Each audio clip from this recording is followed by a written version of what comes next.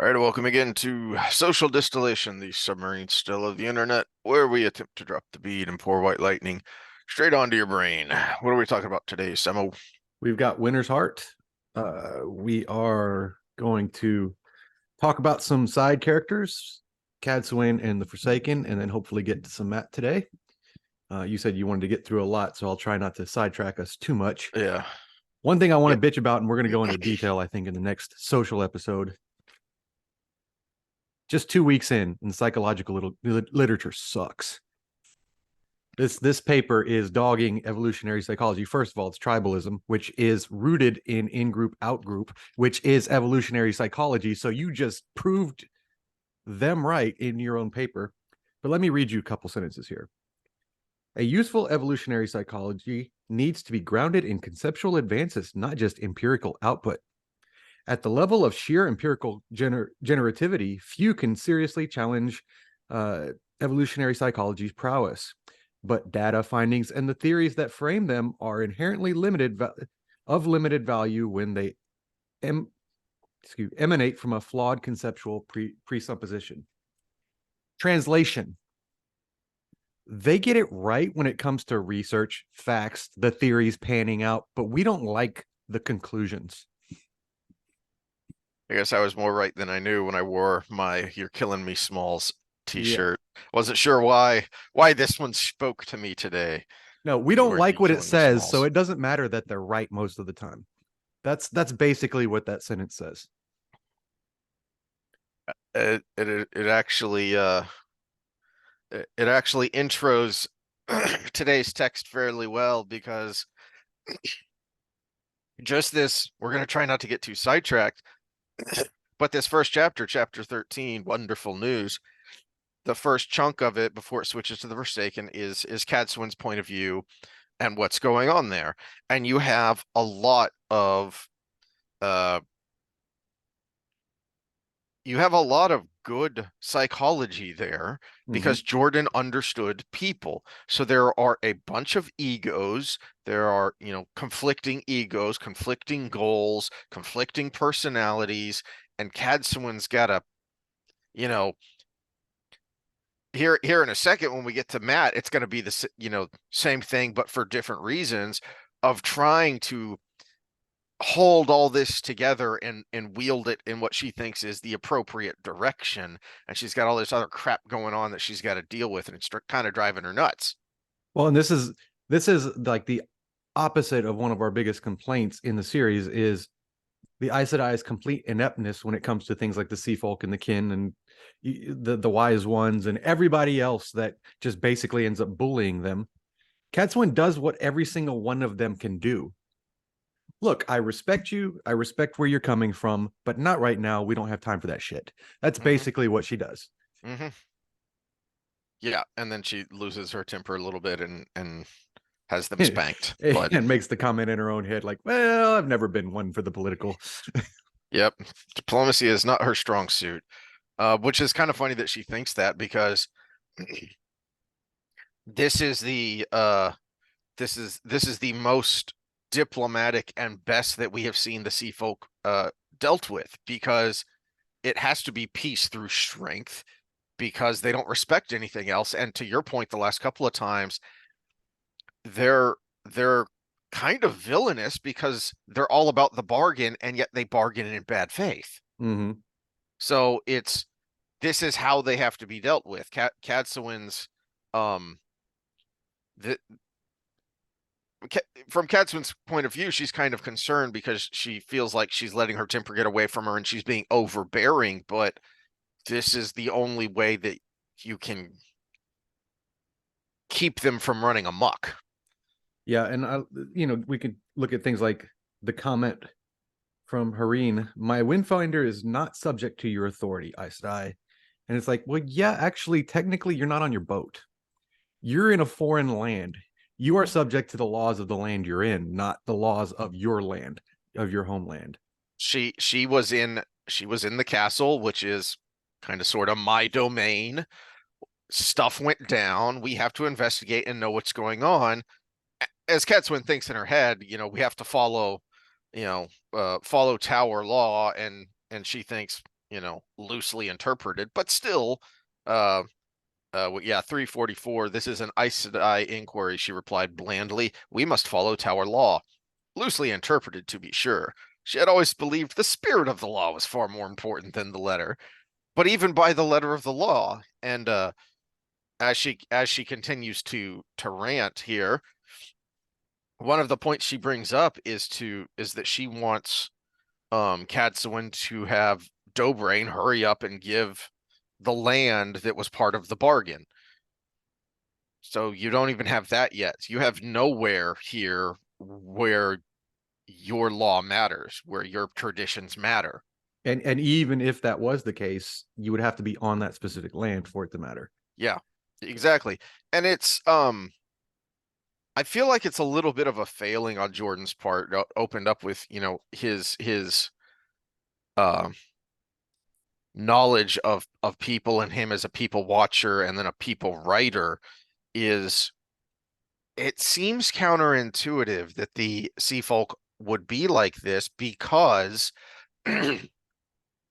they are constantly having to deal with many different peoples. They are always the outsider wherever they go. That's their culture. Because they're always on the sea, they're always traveling, they're always the outsider, except on their own ships. And even on their lands, they don't have much land, but even on their lands, you kind of come to find out later they're almost outsiders even there because there's another society, another culture that deals with the land-based stuff even more than the sea folk do. Well, to me, that would lend credence to the fact that they're able to finagle almost anybody. Yes, but their arrogance here Well, of I'm saying that that might be the projection of we need to make people that we're doing deals with in their land think that we have the authority, I see what you're saying. so we can get the upper hand in the bargain. Whereas if you walked into my shop and you're like trying to get the upper hand, and I know that you're outside of your wheelhouse, then I don't have to give you that. I can just be like, no, the customer's not always right. You get it the way I make it. Kind of Gordon Ramsay style with his dishes. He doesn't special order anything. You get what you get, right? Mm-hmm. Whereas you go to McDonald's, or who's it? Burger King said, "Have it your way." Yeah, that was their big shtick. And the fast food industry is where the customer is always right came out, and that bled into like my industry where people would tell me like, oh, you need to do it different because the customer is always right. I'm like, no, They are I specifically have the hiring you master's for in your physiology. expertise. You do Exactly. not. Yeah. You may like something better, and I'll try to include things you like in what you want. But at the same time, if I say, no, that is not the right thing to do, and this is, you're paying me for that part of it. Mm-hmm. You're not paying me for the things you like. Go to Instagram for that. You'll find something Mm-hmm. you like and you can do that. Yep. Um, I guess we have talked about that's one of the ways the Sea Folk are able to be the way they are is because after Karheen fell in the Aiel War, they had the monopoly on trading Mm-hmm. with Shara. And they always had that, well, if you really want this thing, You then you're have to going to go do it through our us. way. And Except, then, yeah, once reputation just snowballs, then people just, oh, that's the sea folk. We have to deal with them that way. And hundreds of years later, but then you get here with Cadsuane, who, yeah, to an extent, the Sea Folk have something she wants, but not really. Her mm-hmm. main goal is Rand and Rand alone. Well, yeah, she even says in her head, I don't give a two shits about the Cormor. Well, no, she says that out loud. In the end, when she finally has had enough with who is I can't even remember which Sea Folk it is here. Is it Hareen? Um, yeah, Hareen. Um, that when she finally has enough, she says, "I don't give two figs for your core more." And then in her head, she thinks all the figs in the world for the Dragon Reborn. Um, and this is something of a failing of the Aes Sedai, and we see even she subject to it of uh you go back to Moraine when she was so vigorously fighting against Rand doing what he was going to do. because she didn't care about the Karakarn. Okay, Mhm. but you need to because it's all the same person and it's all the same thing, which is pointing to the last battle and trying to get these people through the last battle. And You this is should this care is about that. this is where more perspective from someone like Varen may have come in handy, because you could have had that person that is like, hey, wait a minute. The Dragon Reborn, the Karakorn, the Koromor, all of the dark prophecies, all of these things go in pretty much the same line. Maybe there's something to all this. Hmm. And now, okay, ooh, now I'm retranslating the prophecies of the dragon, and he talks about the people of the dragon, which the Aiel are called the people of the dragon, and then and then just all of these things, and had kind of like that. This might be where Cadsuane would have come in as that person, because then she could have been just more than the mother. She could have been the person who saw the pattern. Varen probably would have been the best from an intellectual standpoint, but Cadsuane from an influential standpoint. Well, and we see that back in the Great Hunt where Varen is excited to, ooh, we don't have much in the way of dark prophecy, and this Mm-hmm. was clearly written by an intelligent person, so this is worth studying. This is, this is important knowledge. And Cadsuane, you get a little bit of that as the story goes along, and Cadsuane continues to have to deal with Hareen, that at at worst, I need to keep you from doing your own thing because it might get in the way of what I deem is most important. But you are actually a potential ally here, so let me keep you close until I figure out how I make you work in what I'm trying to do here. Um, I lost my train of thought because my head hurts and I'm still a little stoned. Yeah, Uh, I think the couple things that jumped out at me that seem minor, but I think they were nuggets for later, if I'm remembering correctly. But Varen taking the sleeping medicine, mm, I don't think it was for her. Cadsuane assumes it's for her. She's like, oh, she's having trouble sleeping too. But I'm trying to remember if there was something that came of that.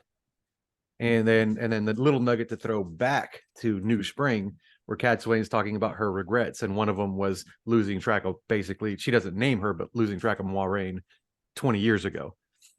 and realizing too late what it was she was doing there, which the strong implication is that Cadsuane figured out that the dragon was reborn in the world well before any other Aes Sedai. Is what I take from that is sometime but Except for the person who had the foretelling.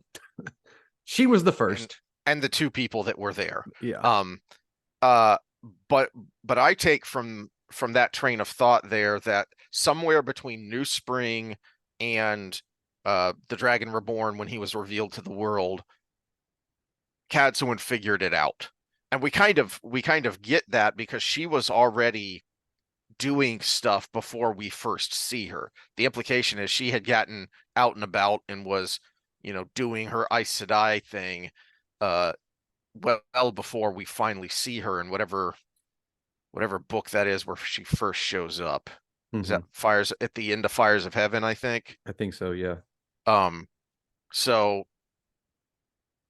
well before then, she has figured things out and she's trying to get information and you know do something about it, enact whatever plan it is that she has for the Dragon Reborn.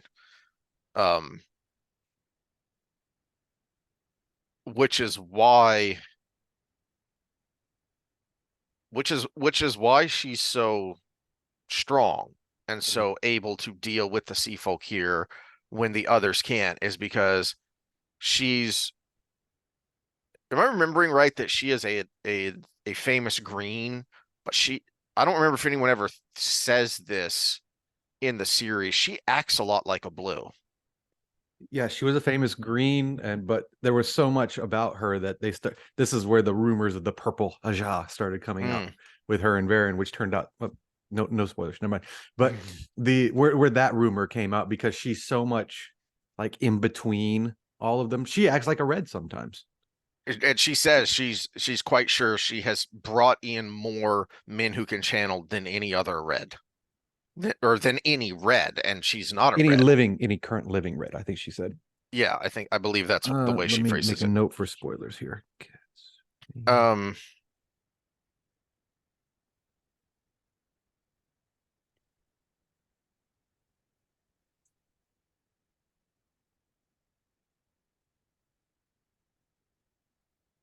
all right, and this really comes in the last uh of the 19 sisters who were Datsang prisoners, the last four who were all reds, finally broke, and we got a hint on how that happened from way back when we saw Well, Varen's point of view a couple books ago. and also in her wisdom, she does have in her head, she's not in denial. She's like, some of them might be black, so the oath might not take.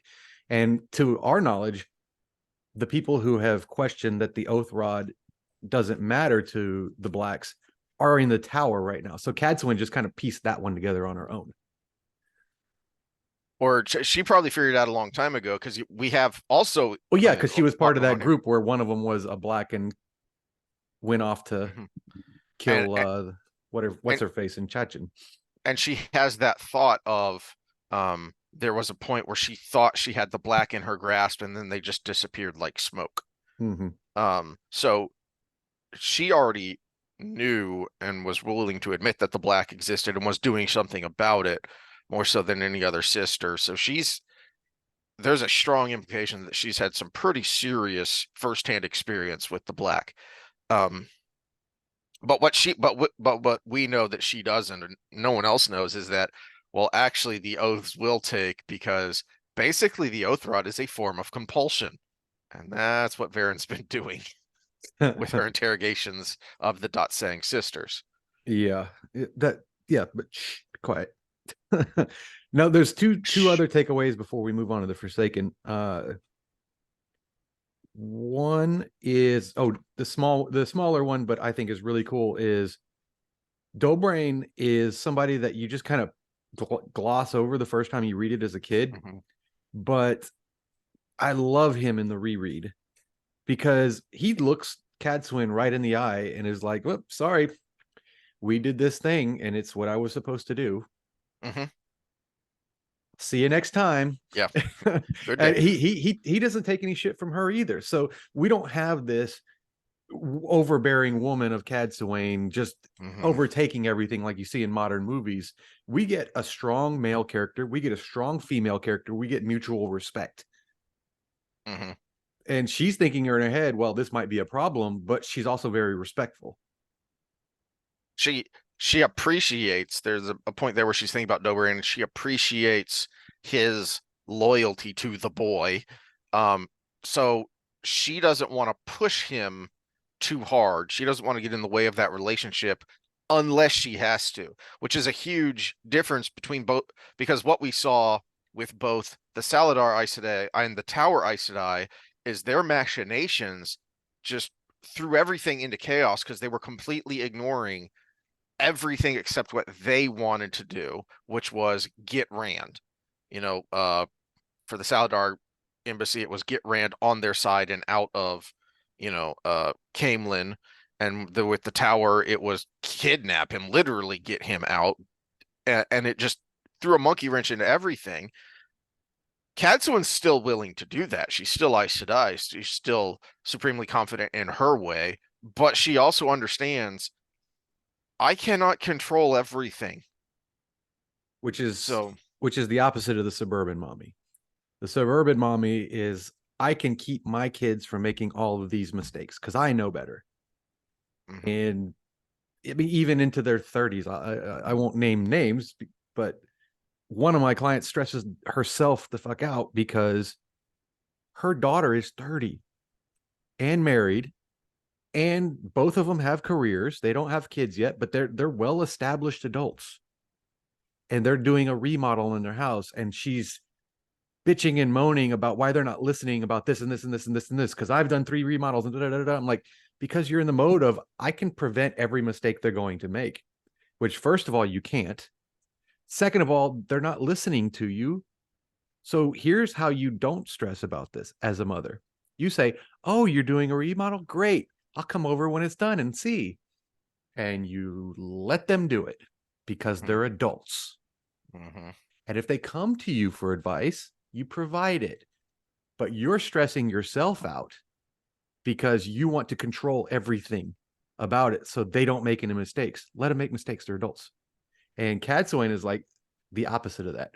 She's like, well, I can try to mold the environment around him a little bit, but I need him to stub his toe every once in a while because that's how he's going to learn to cry. And she doesn't. I mean, Dobrain makes a comment of beyond your grasp now. They're already downriver headed towards Tyr, and Cadsuane kind of snarkily thinks you'd be surprised what's beyond my grasp. So she Well, but she could do also something. just learned channeling too, Yeah, or she not channeling, traveling. traveling. Yeah. Yeah. So she could do something about it, but she's not going to. And what she says instead is, I hope you still think that way in a year. Because Mm-hmm. she's not convinced that this is a good idea, but she can't do everything. She can't do everything. She can't be everywhere. She can't control everyone. So as strong as she is, as self-confident as she still knows she's just a person. Mm-hmm. Which is why she is so much more successful than so many of the other Aes Sedai that we see. Well, that's called wisdom, and Hmm. that's what she brings to the table. Now the other takeaway that, and since this is a reread series that I didn't get when I was a younger man, but now that I've had some experience, I do. If you kind of think of this a little bit abstractly, is I was annoyed the first time I read through at the behavior of the Ashaman that the Aes Sedai took Hmm. under their wing That's a good because point. they're very simpish almost, right? But they're also, when it comes to this kind of thing, now Damer Flynn is not young, but when it comes to being an Ashaman, when it comes to being using the power and all these things, they're children, all of them. It's the cougar young man relationship, is what it is. And having been in one of those relationships, you do that. You kind of like you do simp for this very experienced Hmm. in you know Hmm. in the physical dating sense, probably usually very attractive person. And these are very competent Aes Sedai, or they wouldn't be traveling with Cadsuane. Yeah. And they're very competent in what they do. They're the cougar in this relationship to the very young, budding, very close to post adolescent male. And that's exactly how you behave. Especially Jahar because he is a literally, He's I mean, both. Yeah, he's we both. we get there. I think he's somewhere around 19 years old. Mm-hmm. Okay. And he is now bonded to this green who is much older. We don't know how much, but you can guess, she may be around 100 years old because she's been around a while and she's had numerous warders. She right now has several warders. So, but he's still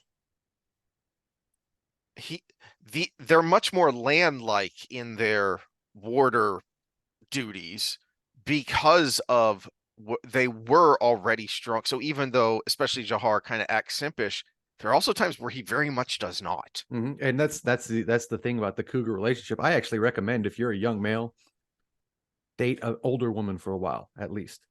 Just For don't cut off a lock of your hair for her. Yeah, but I mean that actually might be something legitimate about that culture, right? Yeah. Because yeah, you get that experience, you kind of get the butterflies out of your system, how to talk to women and everything. But also there are those times where you just start to realize, oh, she's taking advantage of me. She's taking advantage of the situation, she's taking advantage of the power dynamic, and you start to learn to stand up for yourself. Well, And you get that in the scene with the oh, I forget her name, the yellow talking about Dahmer Flynn, that he is there are times where, yeah, when you first read it as a young man, even crusty old war veteran Dammer Flynn comes across as a little simpish to his. But then as you read it, it's no, this is a mature man who wants to make his lover happy. mhm. That he's not being a simp. He's just, these are the areas I don't really care about, and I want you to be happy. So I'm going to do what you tell me to do. But then here, she wasn't so sure about this thing he wanted to do. But as she says, you know how he can be when he puts his foot down. And Cadsuane's thinking, basically, who are you and what happened to the yellow that used to be following me around? Is, some of his insistence seems to be rubbing off on you too. So when it comes to something he really gives a damn about, he's going to put his foot down and says, I'm going to go do this thing. And, you better make your peace with it because it's going to get done.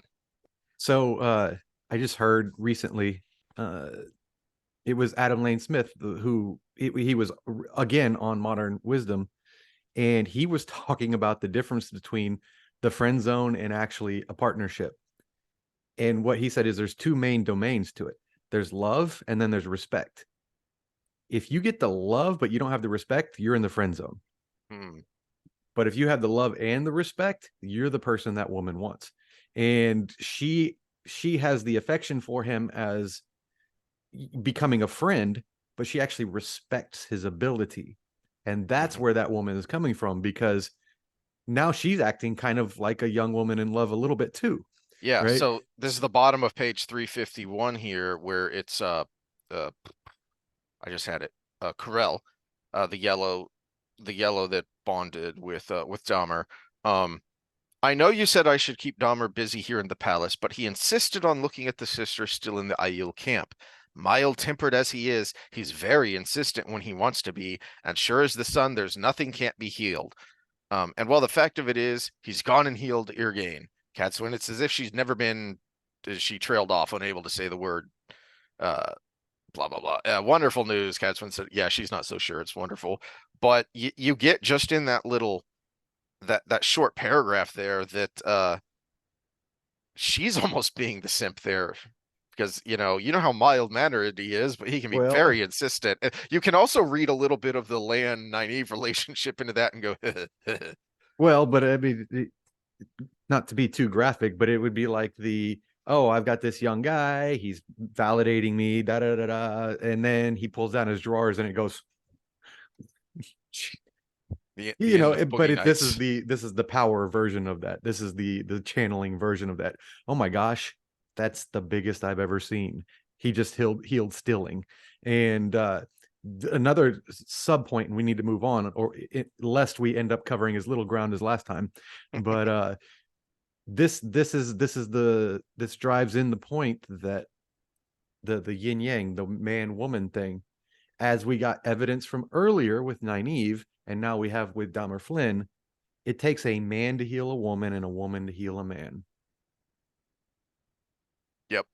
And there's no, it is strongly implied because they don't say anything about their power levels, and you feel like they surely would have it.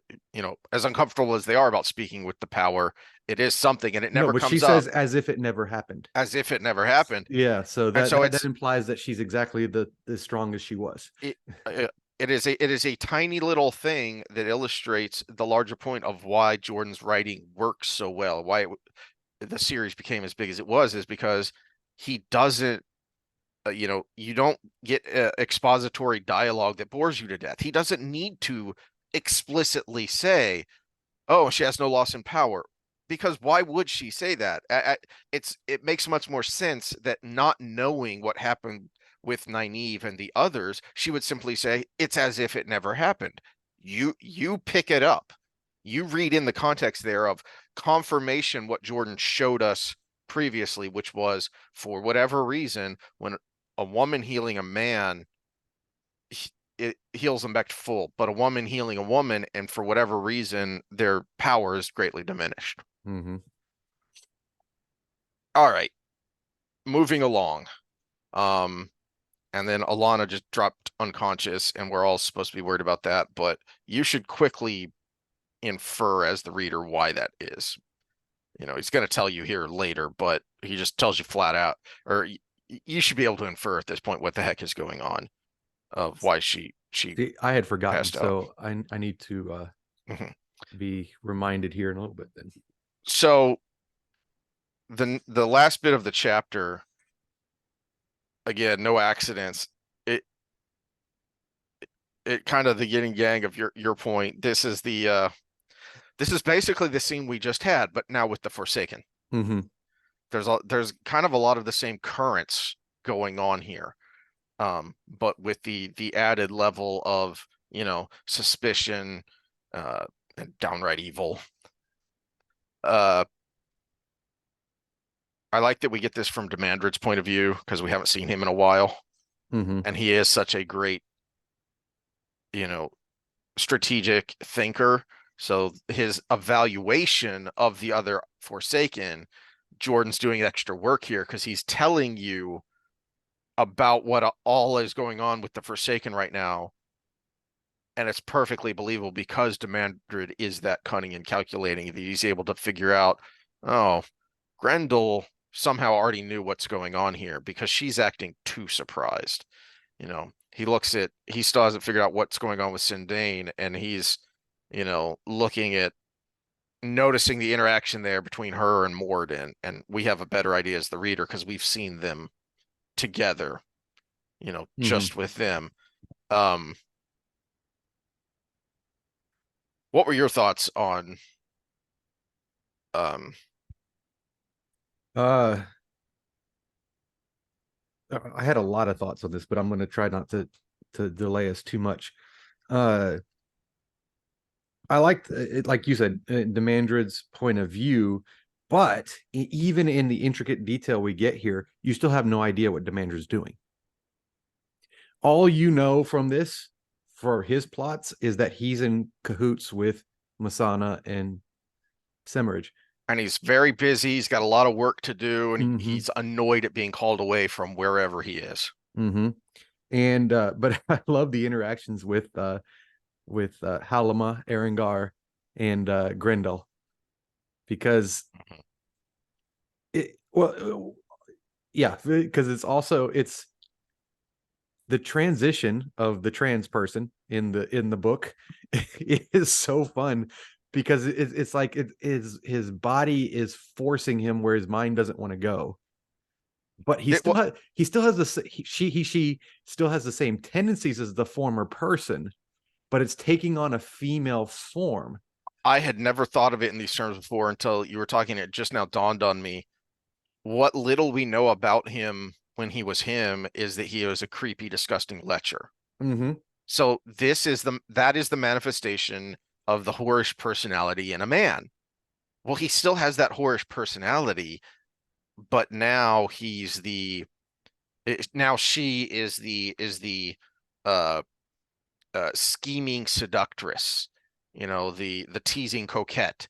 That's how it manifests. It's still the same person, but now you've turned it with a strong feminine nature, and so now this is how the personality manifests, Well, and which is why Jordan is problematic. let's add another layer because he was a very evil man. So we can probably say he might have been one of these. Add the serial killer mindset.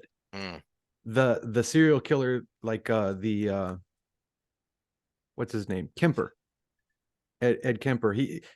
He thought that's the way women thought, is they were trying to screw him over and da da da da. Mm. So I'm going to do this and then horribly murder them is the end result.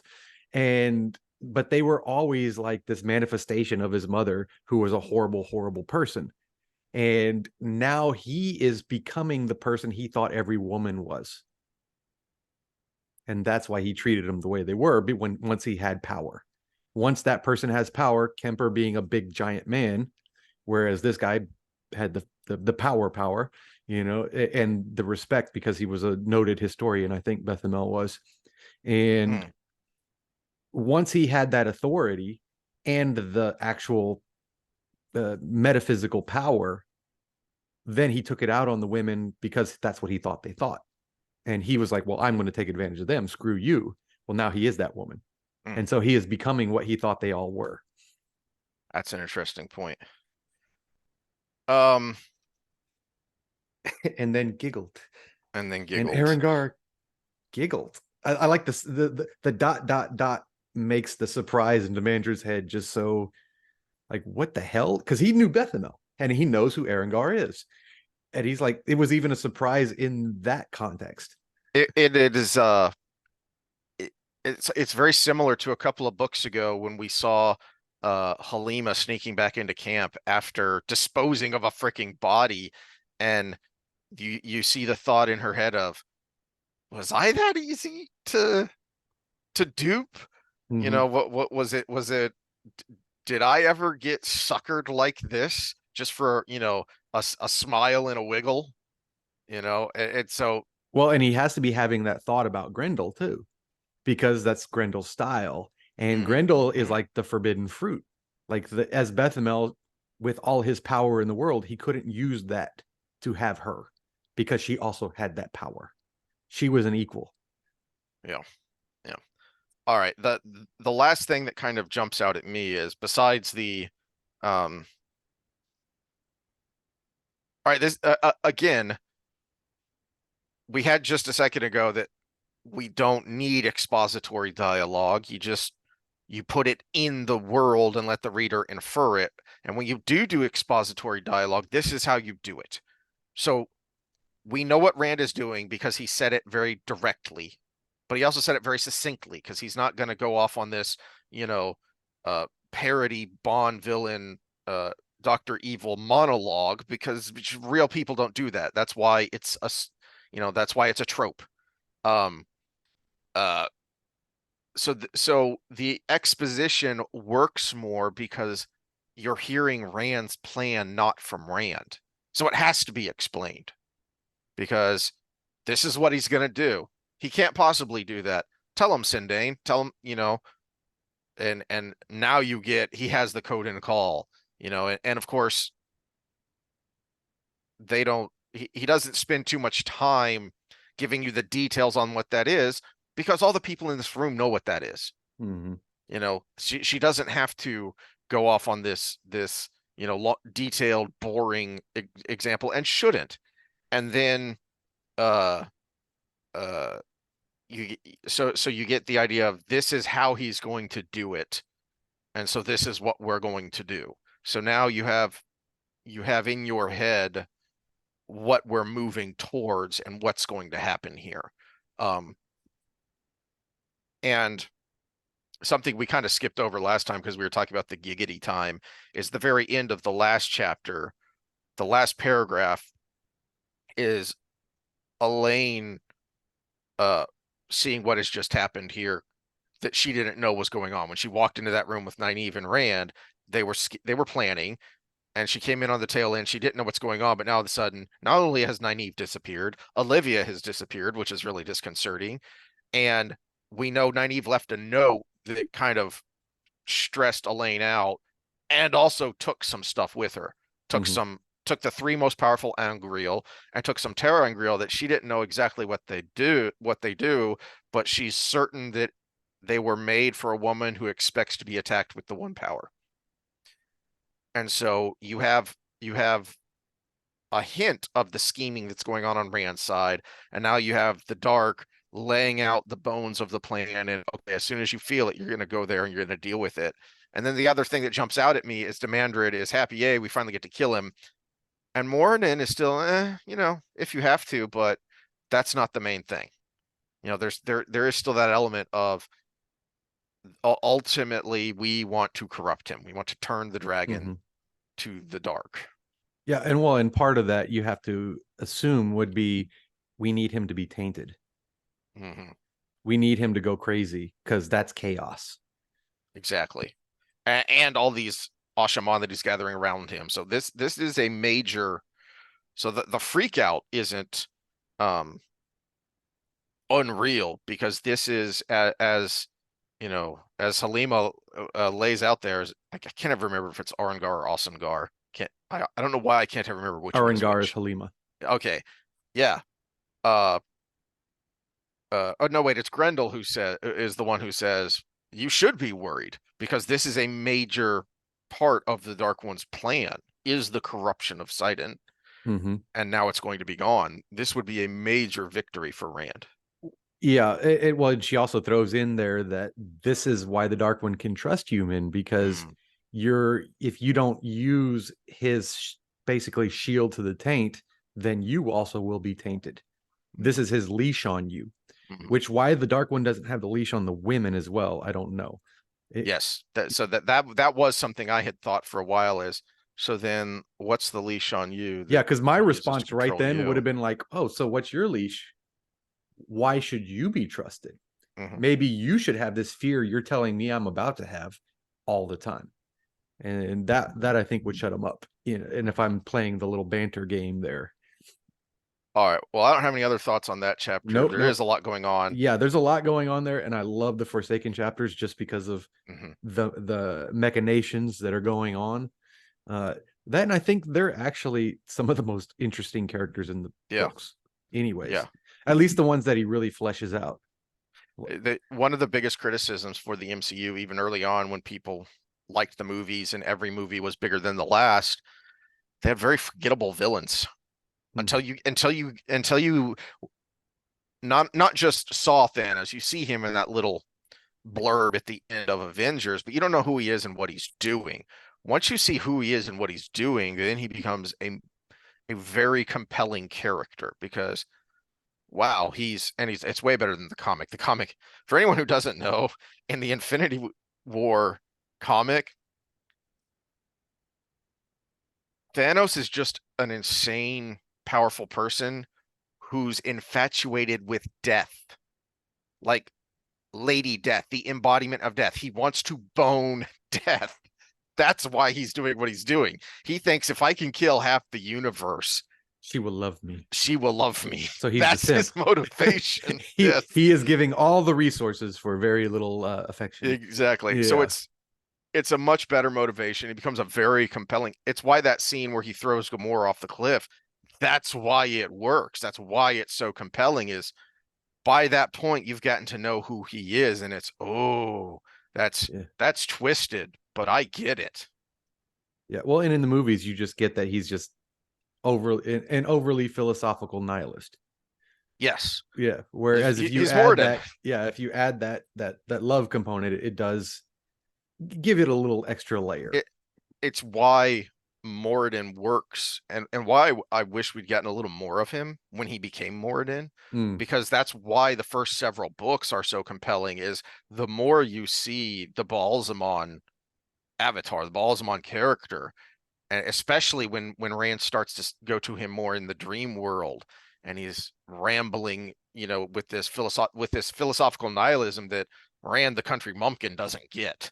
But it Which actually, this is one of the optimistic points of the new season.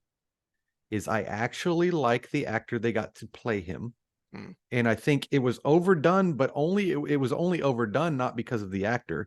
It was overdone because it was thrust in your face in one episode. Yes, it was all of the all of those dream sequences, all of that of him talking to Rand over the course of the book, and let's all cram it in here in 15-20 minutes. Yeah, and instead you got a couple of scenes with a really bad looking mask from the movie The Mask going with flames in its eyes, and then you get the actual Hmm. Balsamon character, and I'm like, we could have had him talking to him several episodes ago, Yes. and you could have had, even if you wanted to keep the Egwene and Nynaeve or Ta'Veren and everything, you could have had a short scene with each one of them. And that would have been That's a a good better point. use of screen time than Swan and Moiraine having gay sex. That Okay. that's a really good point because we never see the dreams of, well, until later. We see it a little bit with Perrin, but we know that the same thing is happening to the other boys. You could have just shown us that and then also extended it to Nynaeve and Egwene. And that would have reinforced your stupid idea of any of them can be the dragon. Also would have let us know a little bit more about who this person is. Uh, And that's you could annoying. even done it in one scene where, like, after the first night they all kind of dream, them like sitting around talking and have like little flashbacks as they're talking, like little flashbacks of the dream where Perrin walks in and there's a wolf there or something, and Egwene walks in and the tower is there but it's burning, or something, little Yeah. things that would have been nuggets from the book that could have come in as dream moments, all from one 5-minute scene. Well, and you get the scene with Matt when there's at least one time I know where Matt is like acting sick I don't want to talk about it. And he just rolls over in his blanket. You could have done that. Matt, I don't want to. Matt, did you have a creepy dream? I don't want to talk about it. And then you could flash to what his dream was. Mm-hmm. And but they don't have either the talent or the temperament for them. All right, let's pause for a second and then move on and see how quick we can get through these Matt chapters. I All need right, to we'll take this small get break a for station beverage. identification. This is brought to you by Real Fitness and Performance. Go check out that channel and get fit because it's your best protection against all illness, almost. All right, so on to Matt. Finally, only halfway through the book, um, but there's a lot going on here because this first chapter isn't actually Matt. Why is my head crooked? Um, There we go. Nope, Probably it's still because crooked. you've taken too many blows to the dome. Um, Chapter 14, What a Veil Hides, with the Sanshin funky helmet there. And We meet uh somebody. we meet somebody with the gigantic bomb at the very end of this chapter of um Oh, but oh, in her the heart always she was Tuan Athem Corpaindrag, daughter of the Nine Moons, and she had come to reclaim what had been stolen from her ancestor. Dun dun dun dun. so we And then we of we course we then it's finally actual know Matt, but who is your father and what does he do? yes. Who is your daddy and what does he do? Yeah. Uh and it's such an interesting introduction to someone who for what, 4 books now, 5 books now? When did he, so that would have been the beginning of book 4, is when he first heard to marry the daughter of the Nine Moons. Yeah, because he was in the doorway. And he keeps asking chicks he hooks up with, does the daughter of the Nine Moons mean anything to you?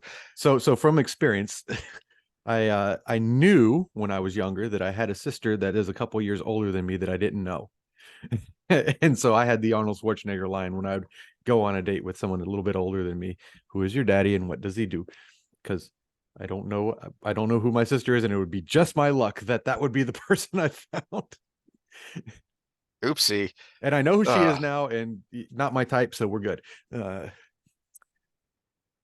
I I was thinking this when I was flipping through these chapters. I kind of had this thought of, this is the Egwene Gawain romance arc that we wanted or needed, because there's so much parallel here between these two. So you have what made Gawain endearing in the early part of the book was that he was such a good and decent person despite his privilege, using the modern day buzzword. And here you have one of the most powerful royals in the entire world, and that's who Matt is fated to marry, knowing how he feels about nobles. But before we ever hear that's why it's such a great explosion at the end of the chapter. There is, you know, you're supposed to have sympathy for this person, because even though there's still the creepy collared slave grossness that goes along with the Sanshin, this is a good and decent person. You know, to the extent that she feels the need for a personal penance for losing her temper and having a Domine punished, which seems odd to the other royals, because why would you do that? Why would you care? It's a Domine. It's, to Mhm. them, they are dogs. They are like a dog. Of, you you need that aggression and that danger in a guard dog or an attack dog. But then you also need to keep them leashed to make sure they only attack what you want. That is the same mentality that the Sanjin, we see it over and over, is to them, there's nothing wrong with this because a channeler is not a person. Mhm. Um, but to Tawan, no, that is, I mean, even she still has that Sanshin hang up of they need to be leashed. But you it's not an accident that a big glaring red flag for psychopathy is cruelty to animals. Mm-hmm. We've talked about that before. And so even if you think this person is not an animal or is not a person, but is somewhere in between animals and people, okay, well, there's still a marker that's going to be a strong indicator of the kind of person you are, of how you treat that individual. Well, see, this is where I'll semi disagree with you, because I'm going to stick with the Matt and Nynaeve parallel, Mm. whereas Tuan is actually very parallel to Lan. She is hard. She is all of these things, but we get inside of her head that she is compassionate in that very reserved, this has to be this way kind of way, where she is a product of her culture, but she has all the attributes of Lan. Hmm. And I'm talking competence. I'm talking being reserved. I'm talking the fact that she even makes herself distance because of all these things. But what we know from inside Lan's head and what we know from inside Swan's head is they're people. They're not psychopaths. They Well, do the things because they have to do them, but they want it to be the best way possible. where the Gawain Egwene parallel comes to my mind is that story arc, and why it's interesting at the beginning and could have been a really great arc, is you have the kind of classical prince and commoner trope with Egwene, the innkeeper's daughter. It's, a Cinderella kind of story, and then the literal prince. But then Jordan kind of turns it on its head a little bit by making the innkeeper's daughter an incredibly powerful person in her own right. Yeah, except you get that with Nynaeve and Lan too. Lan is a That's king, true. That is true. and she's the wisdom of a small village. But personality wise, I see much more of Gawain before he was an annoying dork than I do of Lan. Lan is kind of a broken person. Um, that Nynaeve's part of the reason they come together to make each other better is part of Nynaeve's attraction to Lan, besides the hypermasculinity, is I need to heal everything. And here is someone who's broken. Well, here's where I see the parallel though. Lan is an untouchable man, Mm, and Nynaeve is the simple village person that ends up breaking through that facade. And Nynaeve and Matt are very much people. This is the parallel with them, is they have their respective powers. Matt is ingenuity. Matt mhm, is, even without the memories, he has these things. He's ingenuity. He's uh, loyal. He's daring. He's the freaking Indiana Jones of the series, right? mhm, Uh, but he's also reluctant. He's the reluctant hero. Nynaeve never wanted to leave the village. She didn't want to go to the tower. She wanted to bring mhm. everybody back. She wanted things to be the way they were before. Matt didn't want to go Yeah, back to the village, but he never wanted to be a general. Nynaeve never wanted to be Aes Sedai, but when it was there, she saw the necessity of it and she kept yeah. going. I mean, there's still an element of that into the fourth book, where there's still an element of Nynaeve wanting to get there's still a part of her that wants to get the Emmons Fielders away from what's going on. She just knows that it's too late for that, and there's Well, too many other important things going on. even right now in this book, she is Aes Sedai. She's basically in charge in Camelin of the Aes Mm, Sedai. She's waiting for Egwene to get there. She's waiting for all this stuff to happen, but she's like number one. She went from not wanting to being the number one in that situation, and yet she still went with Rand. that's a good point. Yeah. She still went with Rand because she's still the village wisdom. Rand is still Rand. She needs to help. She needs to heal. So Lan is the unconquerable man. Tuan is the unconquerable woman. Both completely out of the foreseeable league of the small village person who just happens to have some talent, and they both break through those molds. to do the incomprehensible. So that's why I think it's a better parallel there, which Egwene would be more the Mat in this situation with Gawain, but Gawain turns out to be a simp, and had it been Galad, that might have been a little bit better. That might have been a little bit more of a parallel there.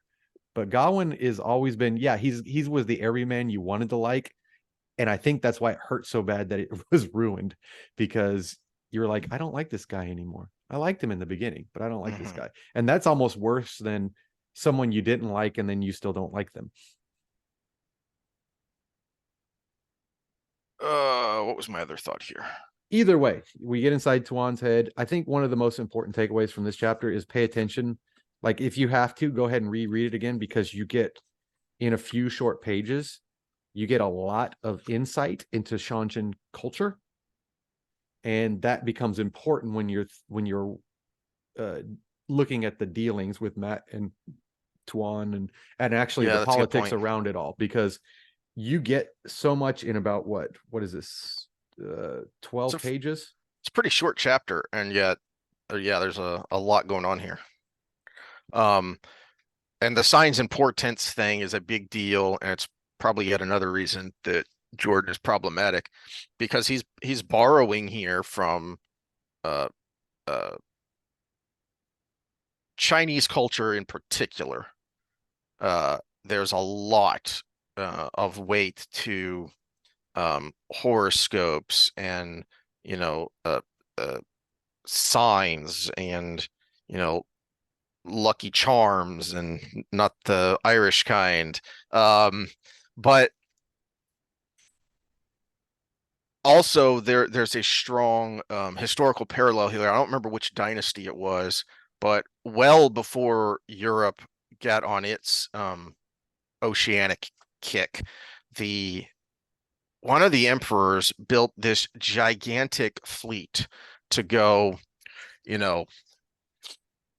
around the world, basically. And they went through the straits down there, Singapore, Malaysia, Indonesia, that area. And they went all the way to the Horn of Africa, and even brought back, African animals and things. And then they just decided, well, there's nothing here that's interesting or as cool as what we have in China. So they just dismantled the fleet and said, all right, we don't care anymore. We went and saw what was out there, and we don't care.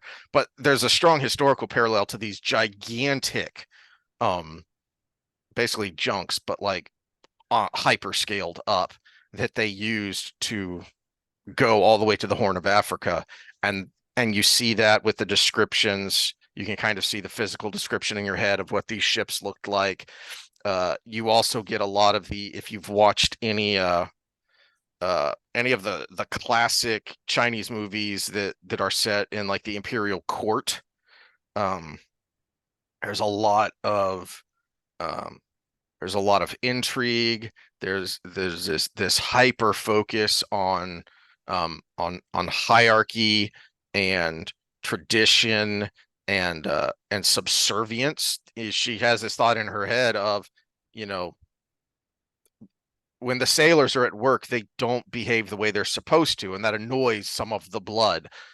And Tuan finds it silly, because how else are they supposed to run a ship if they're having to drop to their face, every few seconds? But that hierarchy is so ingrained that a lot of the blood resent what is clearly a practicality. This is going to be Mat and Tuan here. Okay. Oops.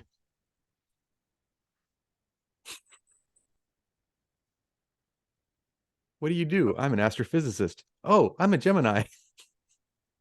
I'm dead inside. which is also part of the fun of this whole thing, that she's the daughter of 9 moons, is because there's so much in the signs and pretenses or portenses, but he is like the least superstitious person in the whole book, and has the least amount of supernatural about him. Yeah. Well, I mean, the memories in his head and stuff, and the random luck that turns fate. But even that is almost more physical than supernatural, because they just, I don't know, the chapter in Dragon Reborn where the world seemed to stop as the dice were turning away from the loaded nature of them. That was pretty supernatural. Yeah, and yet he's the most normal Yeah. of the main characters. All right. Um, I think that's enough for that because we'll she's gonna pop back up here uh Well, he's gonna pop in up Matt when she pops up. yep, in Matt's storyline here. Speaking of popping up, he's gonna use so chapter 15 is finally Matt. And that was just like a prologue tease for Matt's storyline here. In need of a bell Mm-hmm. founder, chapter 15.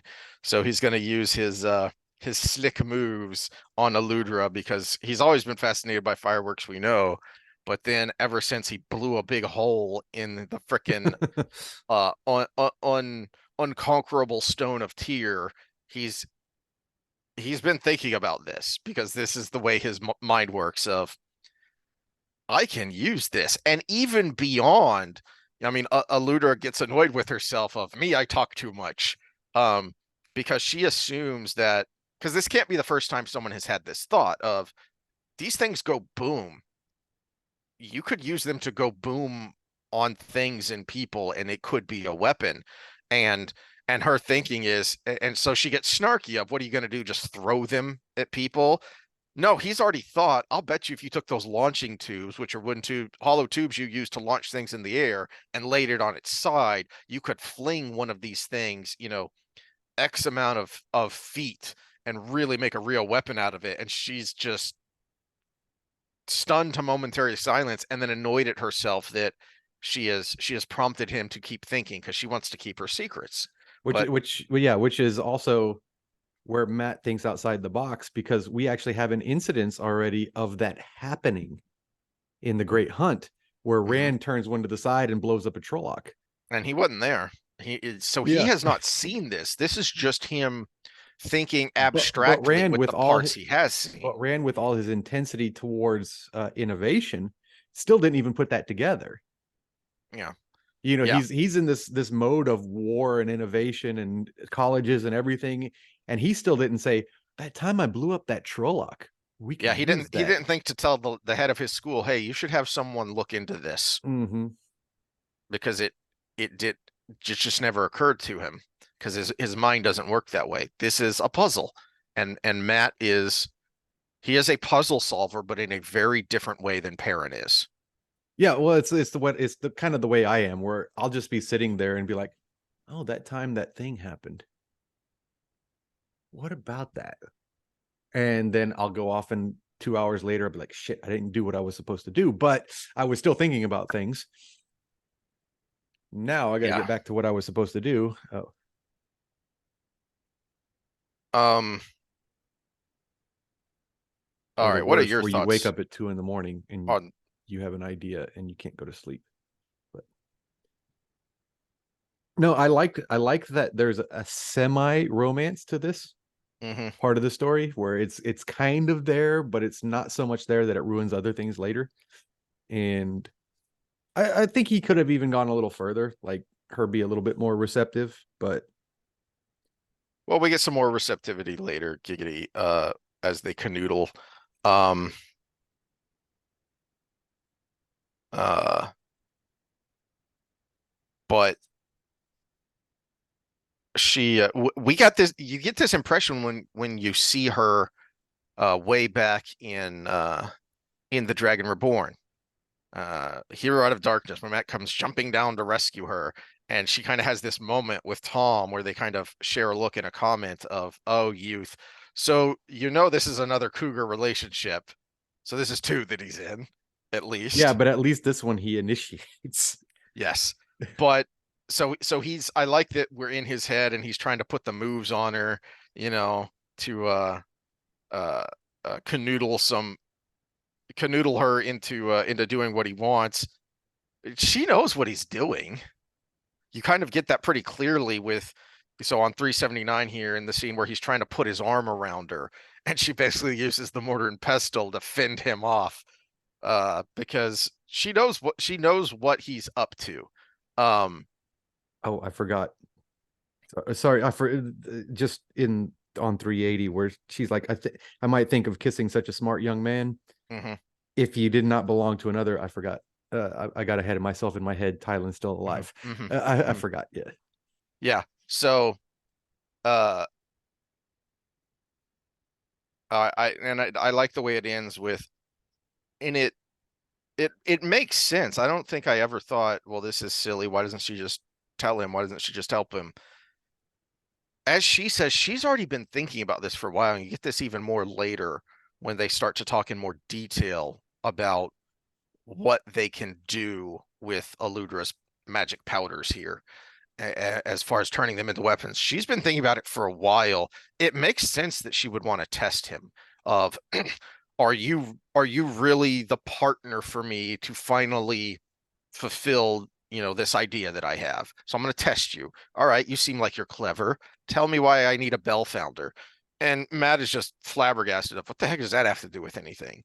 But it makes sense from Eludra's point of view of, all right, you seem clever, so let's see how much I can trust you. Or not even the trust, it's let's see if it's worth the risk to trust you. Because I need to know that you can actually help me here. I need to know you can actually help me make this happen. Um,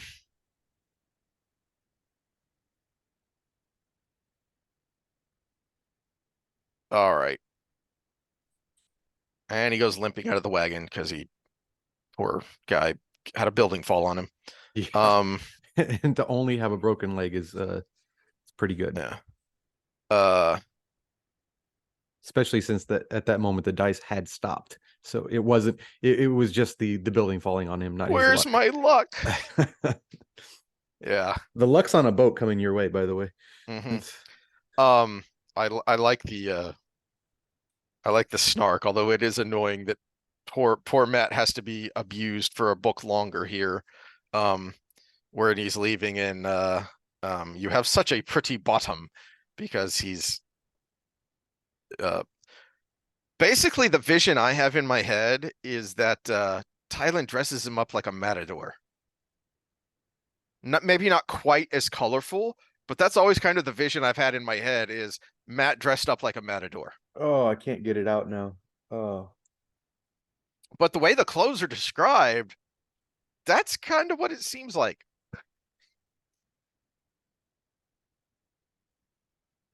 Um, when your more kind of traditional coat is probably the best example would be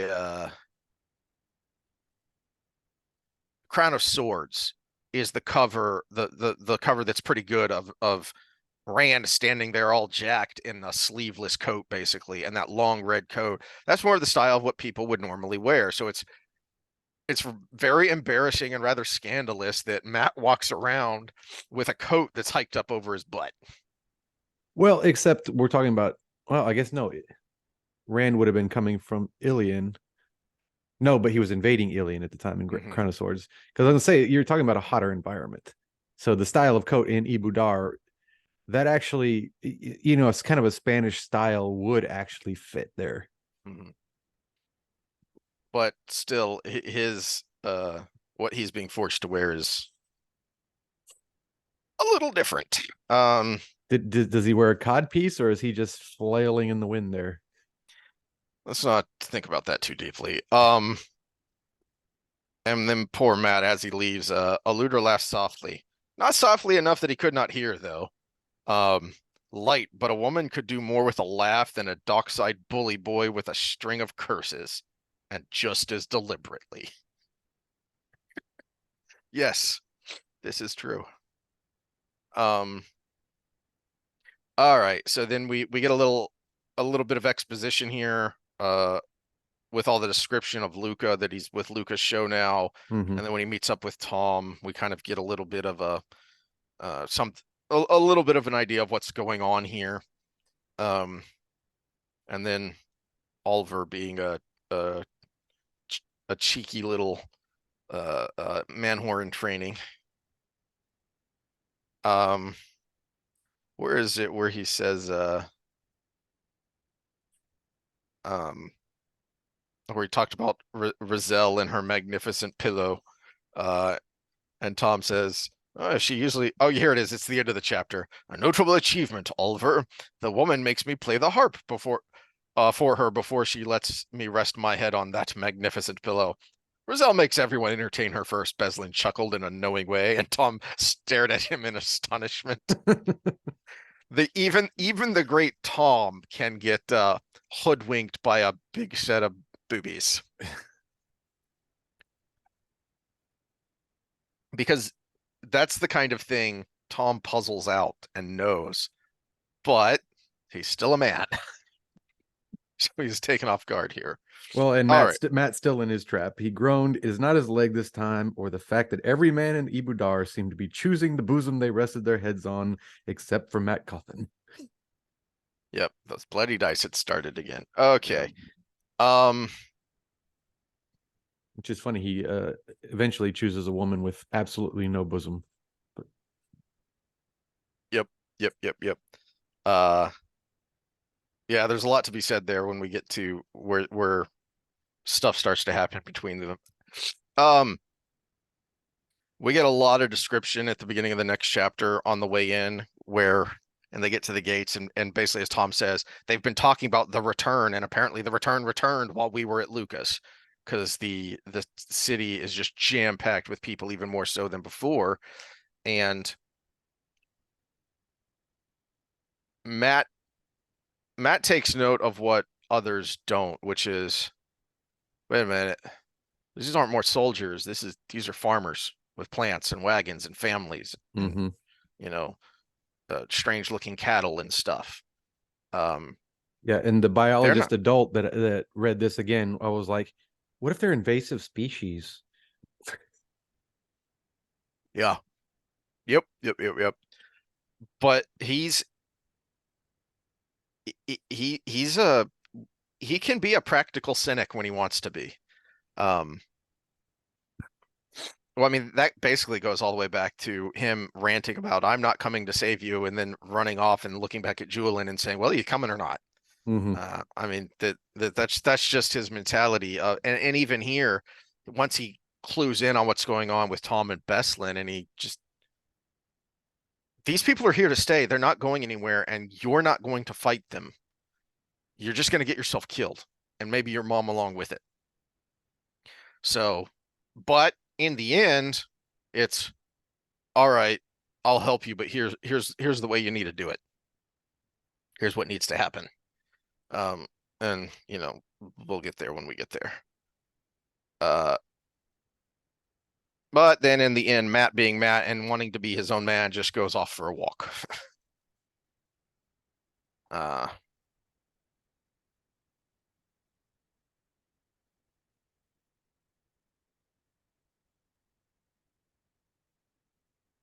Let's see.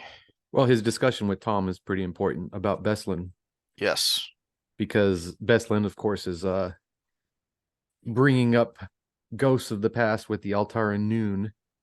And of course, you can guess what that is with the White Cloaks, and Altara is its own nation. So obviously they did something at some point to fight that off. Mm-hmm. And so you get inklings of rebellion, and Tom's comment is, my head is cool and I'm trying to cool his. Yeah.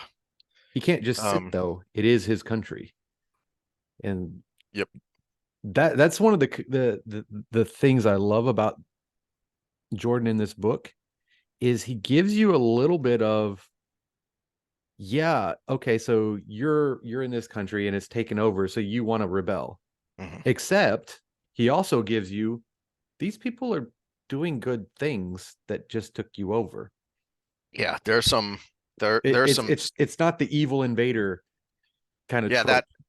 That the slums in the Roha, the slums across the river there that y'all basically ignored, and we're a third world country and we're run by gangs, but they're actually cleaning it up. Yeah, their methods are pretty harsh, more than pretty harsh. But you also have to balance who is it harsh for and who's ultimately going to benefit. Mm-hmm. So yeah, well, and that's where Beslin's important, is because would he have this attitude if he wasn't the royalty being kind of semi-replaced? Mm-hmm. If he was a normal person on the street, what would the motivations, or what would the benefits and risk reward kind of thing be? Whereas he wants to take back his nation because it was his nation. He was the prince. And Matt's savvy enough to know he can't just say, yeah, but look at all the good they're doing. That's just going to make him madder. Mm-hmm. But he's got to, but he is thinking, you know, it's not just going to be you and whoever you get to join you in this little rebellion that are going to suffer when you fail. And it's going to be all the normal people who are having some good done for them here. So that you do have to balance that. There is, you know, this is Jordan through Matt saying the world is often very gray, that there is not a cut and dry, us versus them, good guys versus bad guys situation here. Yeah, and then also when you're talking about the development of someone like Beslin, it's an opportunity for, okay, yes, you should rebel because they are tyrants in a way, especially with their code, and to you have to swear fealty. It is the regime, but at the same time, you have to offer the people on the outside of it, we're going to continue some of these good things that have happened with this, and we're going to do better as well. Mm-hmm.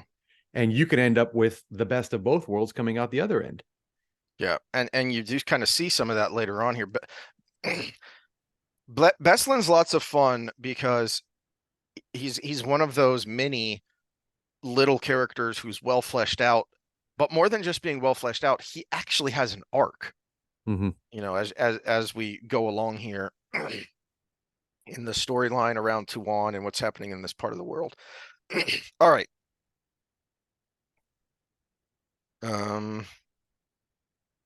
And then shenanigans happen. So on page 402, he's going through an alley and he gets jumped. As usual.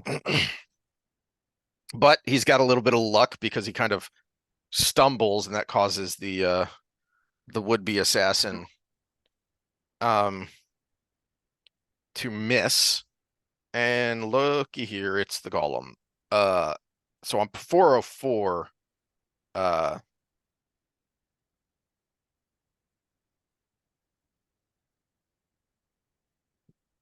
find it interesting that that it speaks here at the bottom of 404. So a man is shouting, he's down this alley, follow me, hurry, he'll get away. Its gaze flickered beyond him toward the street, and it hesitated. I am ordered to avoid notice save by those I harvest, it spat at him, so you will live a little longer. A little longer. Which is funny because this is it illustrates kind of that he's not very sentient. He is a tool, because I'm ordered to not have notice from anyone but who I harvest. He's only ordered to harvest Matt. So anyone there in the past, before that order, he killed everybody around trying to get to Nynaeve and Elaine. Mm-hmm. Whereas here, he can't even kill those other people because he would be noticed by them, even though he would eliminate the fact that he was noticed. Yeah, and we kind of touched on this when we were talking about the golem and how they kind of seem a bit of a It's their limitation. That's what Yeah. we decided was their limitation, is they have to follow orders to the T. somehow they have a built-in, program basically. They're basically a biological robot that they basically you kind of get only the Forsaken can order them, although there's a little bit of fuzziness there, and they are compelled to follow those orders. So as much as But to the as it letter. would That's like the to just that's go what I'm around talking about killing here. willy To the yeah. letter. Yeah. Whereas he could accomplish this goal and kill everybody that came down the alley Mm-hmm. if he wasn't told, I can't be seen by anybody else but you. Mm-hmm.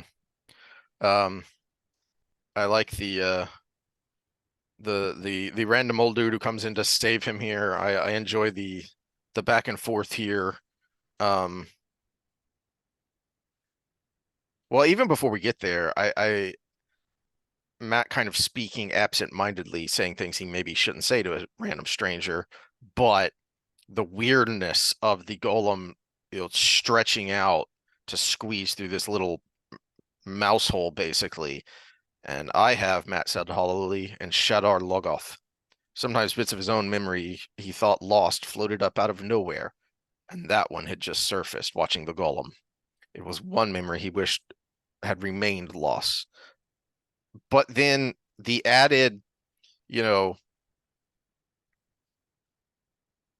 Jordan just caught you in the nose there with a jab, and that was bad enough. But then he comes in with the cross while you're reeling, because that's big enough to, in my mind, of Matt speaking absent-mindedly about Shadar Logoth and making the comparison there. And then this random old dude who ran in to save them says, "Not many survive a visit there," the old man said, peering at him.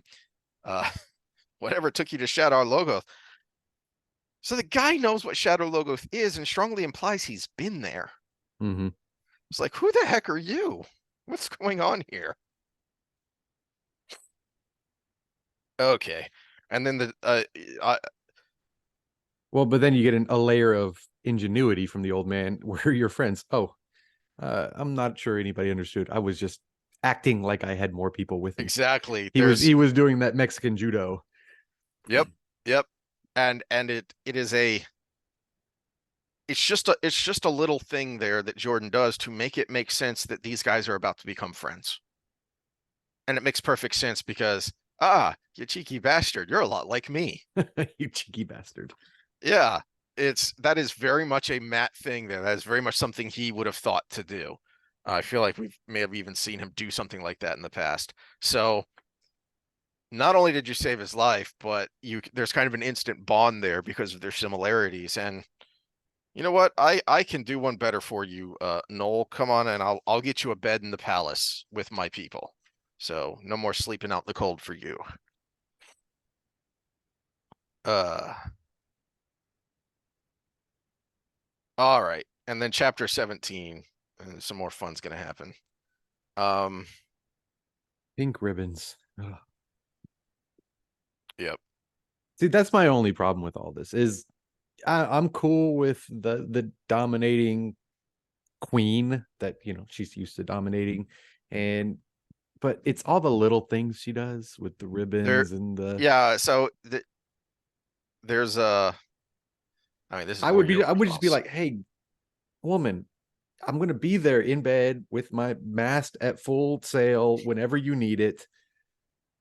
But enough with the ribbons and the bows and So there is a bit of a weird kink and fetish going on here. And again, this is more your wheelhouse. I don't know how far down the rabbit hole you want to go. I meant knowing the psychology. I don't want to get into hey, the literal what you do on your free time. But you got to have fun, my friends. so you do have the dom and sub mentality and activities, and but then there's another level there, another layer that I've always found odd, but it is definitely a thing that more than just being dominated, there are those who like to give and receive humiliation. And that's where it becomes creepy with Matt and Tylin is, okay, especially that first instance where she, in nowadays language, basically raped him. But as we talked about, yeah, if he really didn't want what was happening, he could have stopped her. Mm-hmm. His protestations to the contrary, he could have taken that knife away and walked out of that room if he really wanted to. So that's kind of, that's kind of fun. That's kind of a laugh. But then where it starts to develop into creepy territory is much like so earlier he was thinking about his clothes and being annoyed at how much he stands out. And there's a line there about how, something to the effect of his clothes that would shame a tinker, in how bright and gaudy they were. And that's part of that is Tylin owning him. Mm-hmm. So it's, I'm going to dress up my prettily in the way that I want, but it's not just that kind of mark of domination and ownership. More and more and more, you start to get these elements of humiliation. And that's what rubs Matt so raw, and what kind of makes some of us readers read these and go, ugh, in Well, some of and these this is scenes. where Jordan's a little off from the literature with the dom and subculture is typically what you see is if someone's dominant in overt life, Mm, they tend to want the sub mm, in that private life. So the most common uh, customer of dominatrix women are high-powered businessmen. And realistically, the female that I've had interactions with who really wanted to be a sub and like please do this to me kind of uh enthusiasm over it was actually very dominant over men in her regular life. And so it's actually usually the opposite. It's exactly the sea folk culture. Whoever's dominant in the outside world is the submissive mhm. when it comes in. That's actually a real thing, and people do it all the time. Where Tylin is kind of the anomaly here is, and that may go where you were going, is she's both. She wants to humiliate him in public, but also be dominant in the bedroom as well. Mm, And she's dominant in her regular job. So it's just a caricature. She's like a female narcissist, which is actually kind of rare because usually you get the other. You get the oh, I'm just a girl living in a man's world mhm. kind of thing, which is like the female version of that personality trait, where it's rare to have a female narcissist who just wants to own all the time.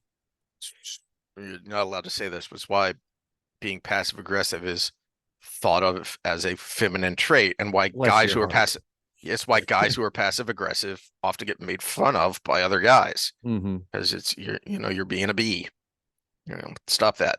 Um, But it also makes it really hard to, well, which may be where Beslin is getting some of his motivation, because she is being forced to be submissive to Suroth right now. mm, that, you know what? That's a good point, and something I hadn't considered is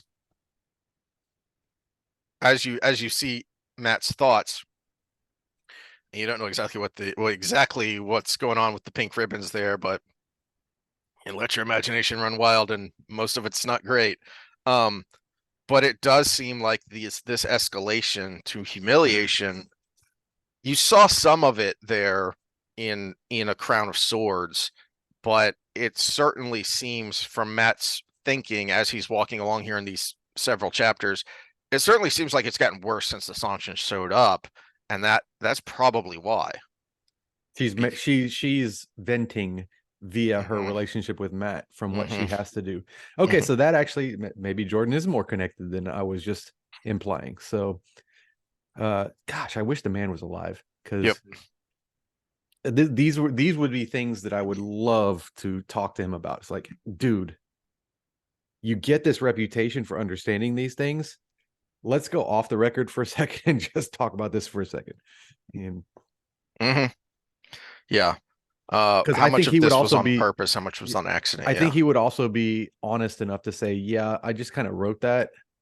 Maybe it was intuition. I don't know. Well, But he did say that in other contexts where, there were times I remember reading Q&As where someone would ask about a parallel or a historical allusion, and he would say, "Oh, I hadn't thought about it like that before, but you know, that must have just been something that was in the back of my mind because I didn't do that on purpose. I wasn't purposely making a parallel with this thing that the questioner brought up, but it was there because, somewhere in the back of his mind, you know, Jordan had read this thing once or had heard this story once, and it all just kind of percolates in a stew back there and then comes out in its own way. So it may be one of those things where and that's where I'm curious along with you of, did you do this on purpose because you knew a little something about these kinds of relationships, or is this just in your thinking about how something like this would happen? It just happened to come out right. well, and it's funny because we look at his history. He was at the Citadel. He was in the military. He was in combat. He was in all of these things, but he also rubbed elbows. So he was in the hoi polloi at times. What did they list as his hobbies? Stamp collecting or something, and Yeah, there's some weird sailing. ones there. Sailing was one of them, so you have to have money to be in that kind of Yeah. pipe collecting. That's what it was, pipe Pipe collecting. collecting, yes. Yeah, and sailing and all of it, it's just like you're in these circles, but also you've spent time with the common man. I wonder if a lot of these things are like, oh, I remember that guy that I was in a platoon with that was talking Hmm. about this girlfriend, Hmm. and how many of those were just kind of other people's stories coming out into his literature, which is what I would do as a writer, realistically. Yeah. I've got Uh, plenty of different friends from different groups that I could have all kinds of different personalities in my groups, in my books. yeah. All right, so back to poor Matt here. I like the building, the compounding on his frustrations as he goes into the palace and he keeps getting told, you know, I mean, the first thing is when he comes in, Harnan, trouble, Lord Mount, Harnan growled, leaping to his feet. So he comes in a state. He's obviously been set upon. And so the first instinct for his men is, trouble, let's get up, let's get ready, let's defend our leader. No, he brushes it off. Here's what happened. This guy saved my life. Be nice to him. But then as he's leaving, she's going to be mad that you got your coat dirty again, right?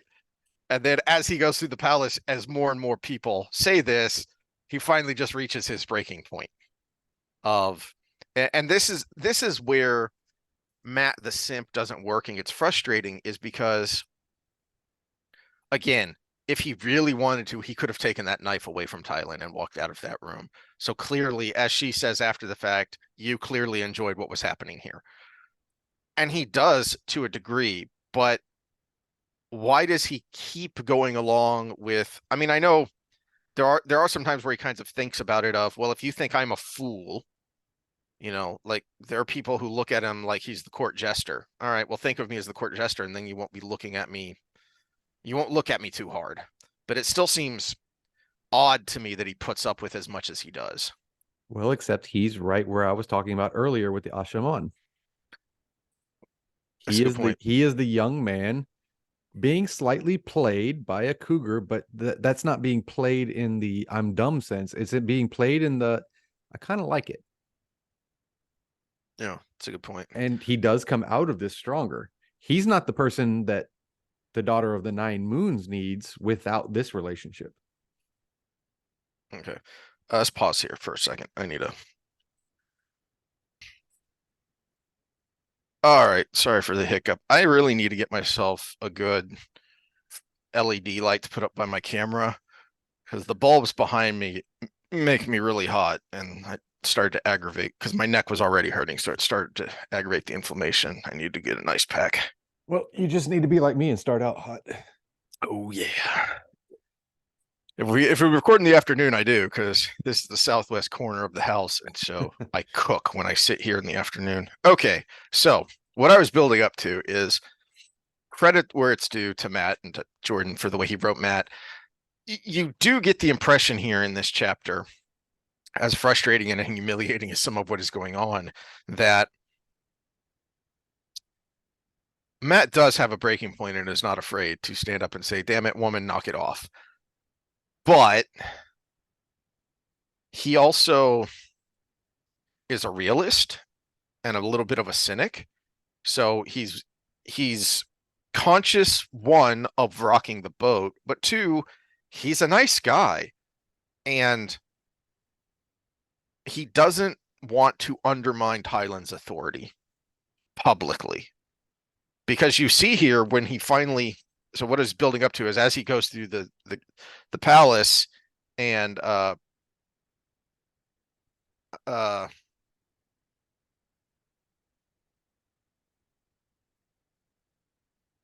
he finally gets annoyed and says, "That's it, I've had enough," and he barges into Tylin's chambers.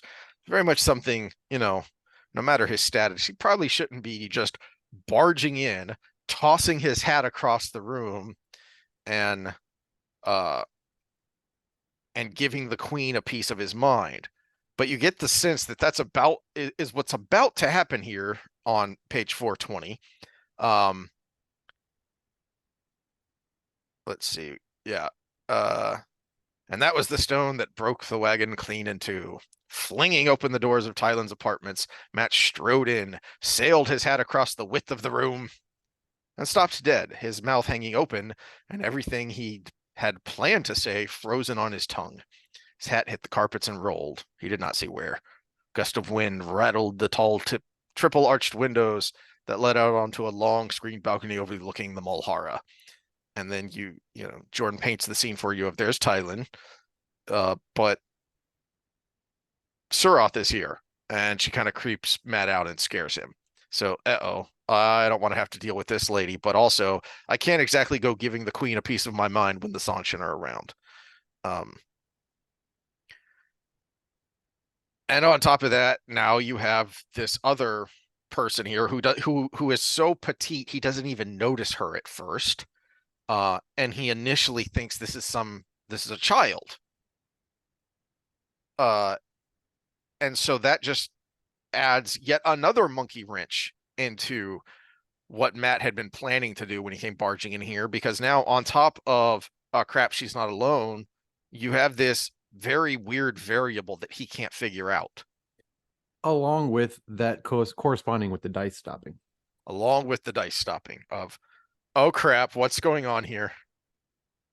But I like her first reaction isn't she just called him pigeon or he just barged into a queen's room. It was he's obviously been attacked. You said the streets were safe. And that adds to Matt's conundrum here. On top of, oh crap, why did the dice stop? Oh crap, I can't give Tylin a piece of my mind. She's in here. She's not alone. Oh crap, she's in here with Suroth, who I don't want anything to do with, and I'm actively trying to avoid. To this childlike person who I have no idea who she is. She says something, and Suroth seems scared. What the hell is going on here? And then at the end of the scene, you kind of get that when Tylin pulls Matt aside and is talking to him, and she says, I don't know this relationship is weird. It doesn't make any sense. There's no parallel with the way their world works to what's going on here. Because as we saw, she's got the veil on, so she is not the heir to the throne, the next would-be empress, but she's just another high lady. And so they're so rigid in their societal structures that outwardly everyone's treating her like just another high lady, which is powerful and important in its own right. But then how come when she speaks, everyone seems to jump, at the snap of her fingers? Everyone seems, as she says, Suroth seems almost scared of her, and Tylin can't figure out why. I mean, you have this, tiny person here who's, a noble of some standing, but why is everyone acting like this? Suroth in particular, who's already earned herself a reputation because she's so, I mean, we've seen her in action. She's just downright cruel. Yeah, and add to that, see, this is why Matt is so well written and why everybody loves his chapters. It's like the original Star Wars A New Hope. The droids were comic relief without being comic relief. Without being comical. Without being comical, yeah. 423. I fell down, that's all. And it might as well have been fireworks in the way their heads whipped around. He just did something that was just like, I'm just trying to diffuse the situation, and everybody just gets pissed off. Yeah. Who are you to speak, unbidden here in this room of very important people? But then we get a little bit of the dynamic of the Shanshin, because the Sojin weighs in and calls her foolish in front of everybody, even though she's the daughter of the Nine Moons. Well, and so the bottom of 421 is what I was looking for about Suroth. Oh, I'm ahead of you. Sorry. Yeah. Well, but it leads into the scene you were just talking about is, Matt's ability to grasp the situation and how the situation is worrisome. Um, Suroth replied, and that pulled Matt out of his stupor. She sounded anxious. Suroth made other people anxious. Uh, so he doesn't know what's going on, but he doesn't like it because this is weird and unnerving. Um, But and that's what makes it so much more funny when he talks, is because he's trying to diffuse the situation mhm. and he just makes it worse. He just makes it worse. And then to add to the confusion, here's this person who makes Suroth anxious, and she makes other people anxious. So who the heck is this? But now you have this other person who, the way she's dressed, she's not a royal because they have that very peculiar way of cutting their hair and the lacquered nails on their hands, and yet she just called this person foolish and wasn't reprimanded. They didn't turn and look at her the way they did when Matt spoke up. So what the heck is going on here? Um,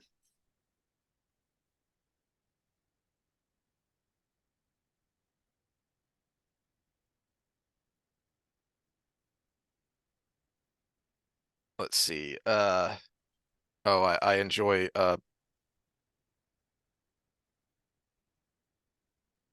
so the opening introduction to Tawan, we get her humanity because it's from her point of view and we see the things she's doing. So she's not just, we get that she's a capable leader and a savvy politician, but the main focus of that, I think, is to show us that this is a good and decent person. Now, since we're only seeing her actions and what she says from Matt's point of view, we get that this is someone very savvy. And immediately she's kind of intellectually sparring with Matt. Mm-hmm. Well, especially since he's inadvertently doing it back at her. I was hurt the day your lads took the city. Your lot were flinging around lightning bolts and balls of fire and something fierce. I'm just about healed, though. Thank you for asking. The thank you for asking is the banter at the end. Yes. It's the bless your Yes. heart. Yeah, it's It is the it is the Matt still gonna Matt no matter what the situation. Um and he's he doesn't really even realize that he's sparring, let alone clearly he doesn't know who he's sparring with. And yet reflexively he plays this game and in a way that kind of catches her attention. And I feel right away you get the impression that he impresses her with his banter, with his wit, because as she says, there that uh, uh, the young man is plainly lying. So she can read people, and that should be kind of concerning to Matt that someone can read him so well. Um, well, perhaps he that fears that Tylin's being anger. yeah, that and being followed up with, well, if you want him, then just buy him.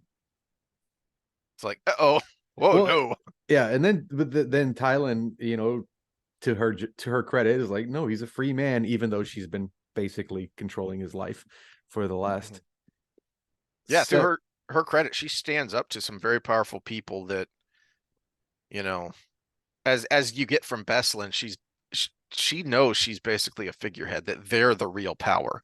Yes, everything goes through her because this is her kingdom, but she does what they tell her to. But she stands up for him here.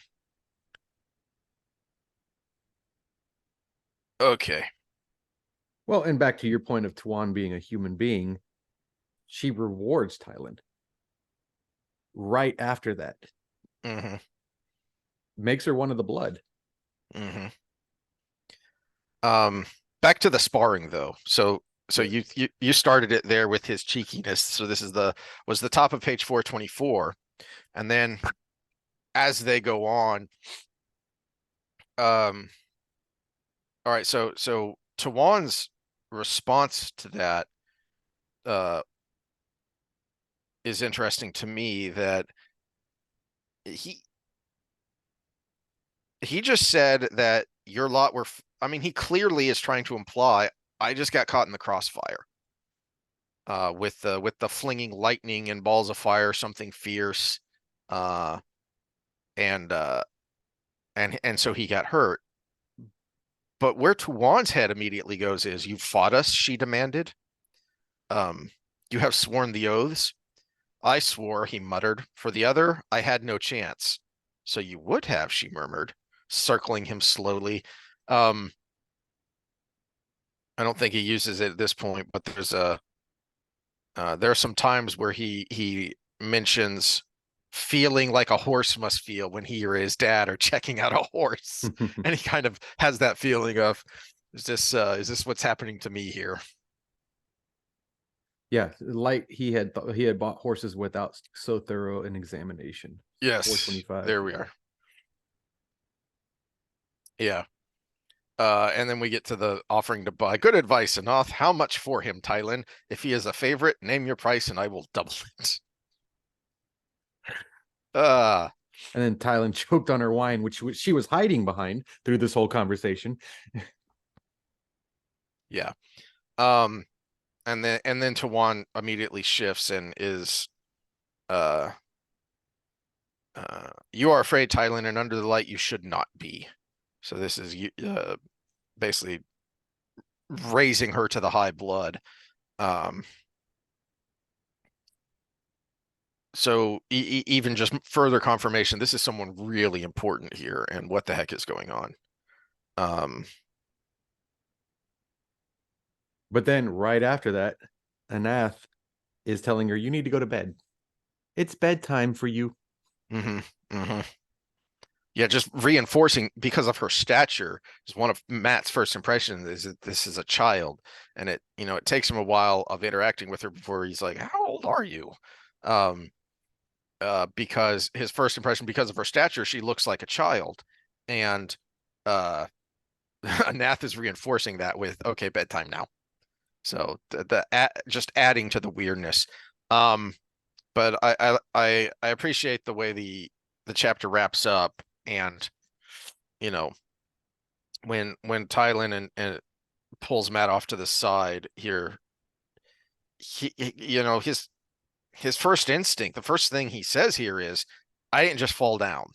The golem tried to kill me," because he's concerned, because she needs to know. Um, that's what, well, besides the fact that he was being cheeky and annoyed with how everyone was looking at him and talking to him, um, she needs to know. And so the first words out of his mouth is, "I didn't fall down. I was attacked by this thing." Mm-hmm. And then we get to the pink ribbons. Oh,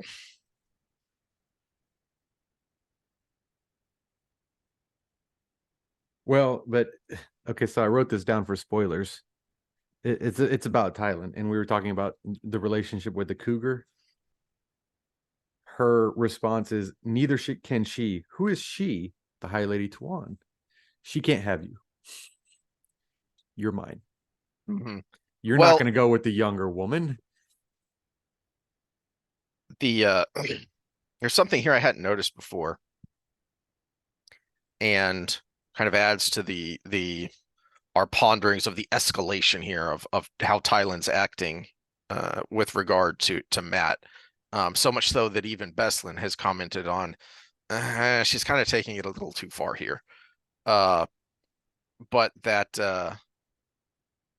so there's a line here that's just kind of hidden at the end, because it's kind of bracketed between the pink ribbons and Matt thinking about, what the heck just happened? The dice stopped when I came in here. What's that mean? Why? What's going on here? So there's this line that's kind of hidden that I hadn't really noticed before, of, he never should have tried to get his own back with her. It sounds to me like the escalation to the humiliation was because Matt tried to kind of get on top. Hmm. And this is her doubling down of, "No, I'm the one in charge here."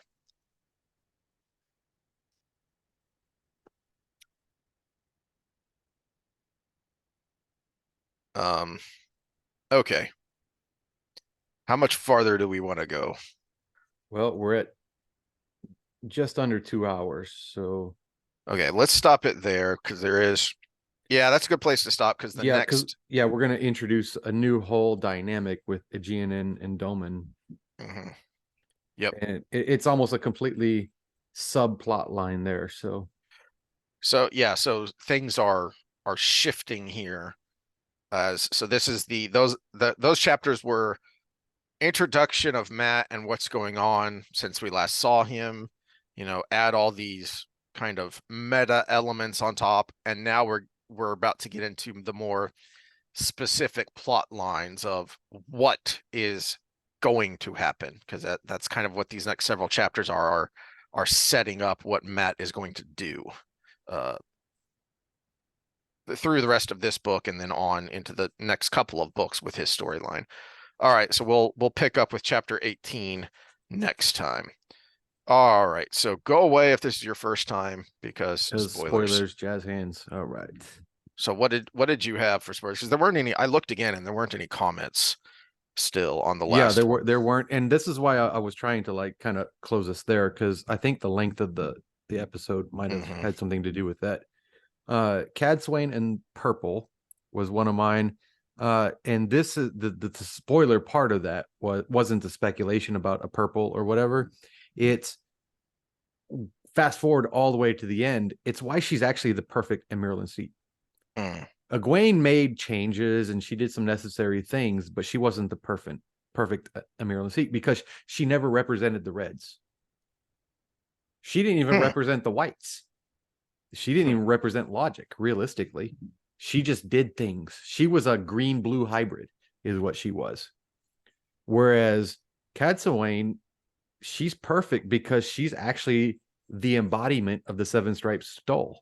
She is some green, she is some brown, she is some white, she is some red. She is all of those things, and that's why she doesn't fit in, other than being this legendary character that comes out of retirement.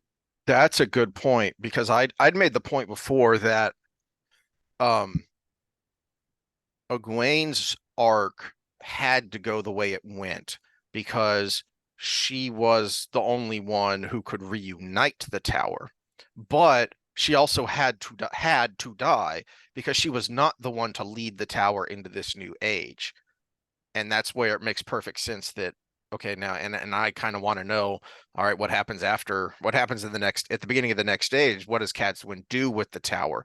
Because Egwene does have the mindset that is necessary, and you see this, and this is one of my favorite parts of the series, is when the tower finally does fully reunite, and the way Egwene handles that is great. And none of the other characters that we have seen who could have been in a position to do that, I think, could have done it as well as Egwene did to reunite the tower right before the last battle and have it all focused and united. But then because of that, she wouldn't have been as successful after the fact Well, because that took a different kind of person. you're the historian, and we can bring examples of that. Napoleon, he came forward and he uprooted the tyranny that was there, but then he became a tyrant. Mm-hmm. Stalin, with through the progressing Lenin's revolution, was integral in overcoming the czars, but then he became the tyrant. We have a lot of history to kind Yeah. of pull back from. These guys that were necessary to overthrow what was already tyranny in itself also became the tyrant. And we have a perfect, this is where Jordan got it right, and I have to assume this is from the notes because I don't trust Sanderson to this, is Egwene was the tyrant that overthrew the other tyrant, but then she died. Mm. And that's the perfect end for that person because then they can be remembered for the thing they did instead of what happened after. I've used the analogy before of Cincinnatus, who was someone you used to learn about in elementary history because that story was actually pivotal to the founding fathers. That was something that they knew and they referenced. Um, the reason it is almost a fairy tale is because you don't get people who assume absolute power and then go back to their farm. So Well, Egwene, in this story, Cincinnatus is actually more representative of Rand because exactly. he takes the ultimate power, and what does he do with it? Goes to obscurity. And that was the progression of Rand, because at this point where we're at in the books, which is not a spoiler, is he is kind of a tyrant. Exactly. Well, I think that's furthering the parallels between Egwene and Rand, and how they are that that yin and yang. They are that day and night. They're on the same track. They're kind of doing the same thing, but from a feminine perspective, a masculine perspective. But then what makes the next age possible to be another kind of age of legends is these two absolute tyrants are no more. Because Mm-hmm. Rand does die. He does. But then he's able to come back and then go into obscurity. And he has the way the scene ends is Rand quite probably has more power than anyone who has ever lived. Mm-hmm. If my thoughts on what happens with that closing scene is correct. And yet he wants to just go off into obscurity. He wants to just be a man. He wants to travel the world. He wants to see things. He's going to, on the sly, visit his ladies and his kids and his dad, and then just live a very boring normal life is kind of what you get. Egwene would not have had that possibility. You don't just step down from being the Emerald seat. Mm-hmm. Especially that young. Yeah. Yeah. So in a way, as I said, she had to die for her story to work out. And that is what happened to Rand as well. And so now you have um with Egwene, you have this one person in Cadsuane who is perfectly suited to lead the newly reunited tower and keep it from fracturing again because she embodies all the Ajahs. Well, not only that, but she also was looking to retire and die in obscurity, and the world started falling apart, and she said, well, I can't do that. And then you see at the that little vignette there. It's only a couple of pages of, all right, I'm done now. Cadsuane is thinking, cool, this is my life's work is done. I can go live quietly until I die. And that's why she's annoyed when the Aes Sedai come up to her and basically before she can get away, tell her you're summoned by the hall. Ah, crap. Oh And crap. now she can't get away. So she's perfectly suited because she doesn't want that role. I don't know why I just had a quantum leap moment in my head where he's like, oh, Oh no. oh no. As is great. Um, and then for Rand, it's not one person who takes over, but it's several. And it's the people who need to be there. It's Perrin the builder. It's, Mm. Elaine the politician. It's Avienda finding the new um finding the new way forward for the Aiel now that what they were is no more and can't be. So and Matt as that, the part of Rand for the Sanshin. So you have kind of a collection of people who are going to be the ones to take over from the tyrant now that he's set things right and dealt with the threat, and okay, now we can move forward with the peace and the rebuilding. Yeah, which really sucks that uh other than the obvious suck that someone passed away, but that Jordan couldn't finish his work before he did, because the notes suggested that somehow Matt ends up a beggar in an alley and Perrin is off going overseas to kill someone, and it's assumed it might be Matt. And it's like, what happened there? What the heck is going on? Yeah, Yeah, I there were wish so we many unanswered questions because that's all that I was wish we knew. released. Yeah, Mhm. that was all that was released, and it might be all that was in the notes. Is and Perrin could be on his way to kill somebody else, but the assumption is it's something to do with Matt, and Well, I assumed that it was he would reunite with classic Matt to do something. classic Jordan misdirection. Yeah, Yeah, is what I it always could have been assumed to that kill was. Rand, and Matt and Perrin have to kill Rand. or Or think they do. And yeah. or a Forsaken survived, and you just never know. But uh my next one was just a funny little thing, because Nynaeve, we had in the last episode, Nynaeve's, I had brought up the meme with Rand, like, I love her and I love her and I love her, and Nynaeve was like, that's illegal, and Lan is like, Len is yeah.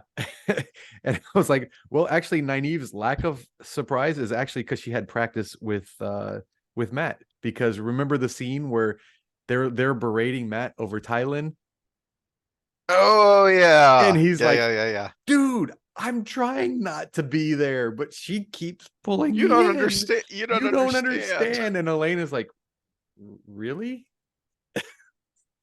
And Yeah. then it happens, and then Brigitte gets the whole story, and she brings it in, and they're like, oh, well, we misjudged you, Matt. So she already had a little like a soft practice round before she got Rand's big That's a good point. revolution that he's with three women there. Uh the cougar jealous relationship, which we got just at the end of the last chapter. I wrote, Tylin dying saved tens of thousands, because if they had stayed in that area and Tuan had kept doing her thing, Tuan showing interest in Matt would have caused her to act irrationally and joined her son in rebellion, I think. Mm. And thousands would have died in the rebellion.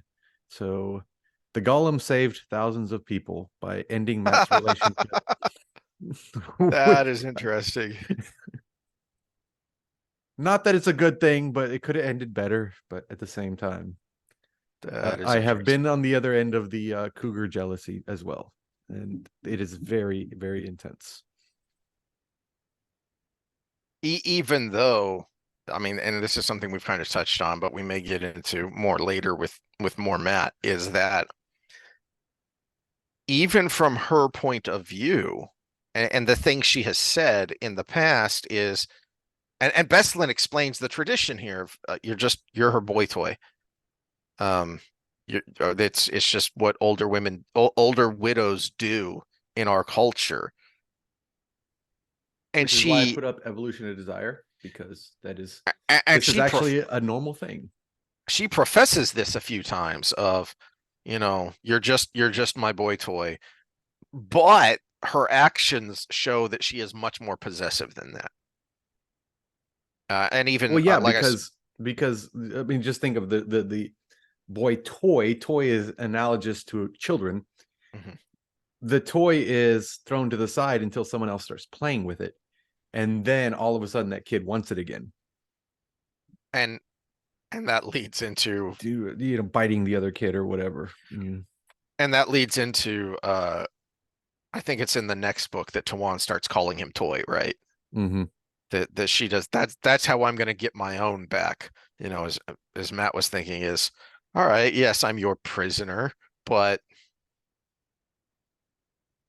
I'm going to establish my own. I'm going to establish my own authority here, because I'm not calling you Matt. I'm calling you toy. And this is where it comes from, is because she does start to treat him like a literal toy. Well, she just tried to buy him. She was already intrigued. Mm-hmm. That's a good point. Yeah. All right. Did we have any other That's thingies? all I had written down. So All right. Well then, we will. Oh crap. Um, Somebody sent me a text asking what I thought of the first episode. Is it already I'm available? about to watch it as soon as we're done. Oh, I dang. have, I don't know if it's up, but if it is up, I'm about to watch it, because all I got left is today is to pack up for the weekend and go get the trailer.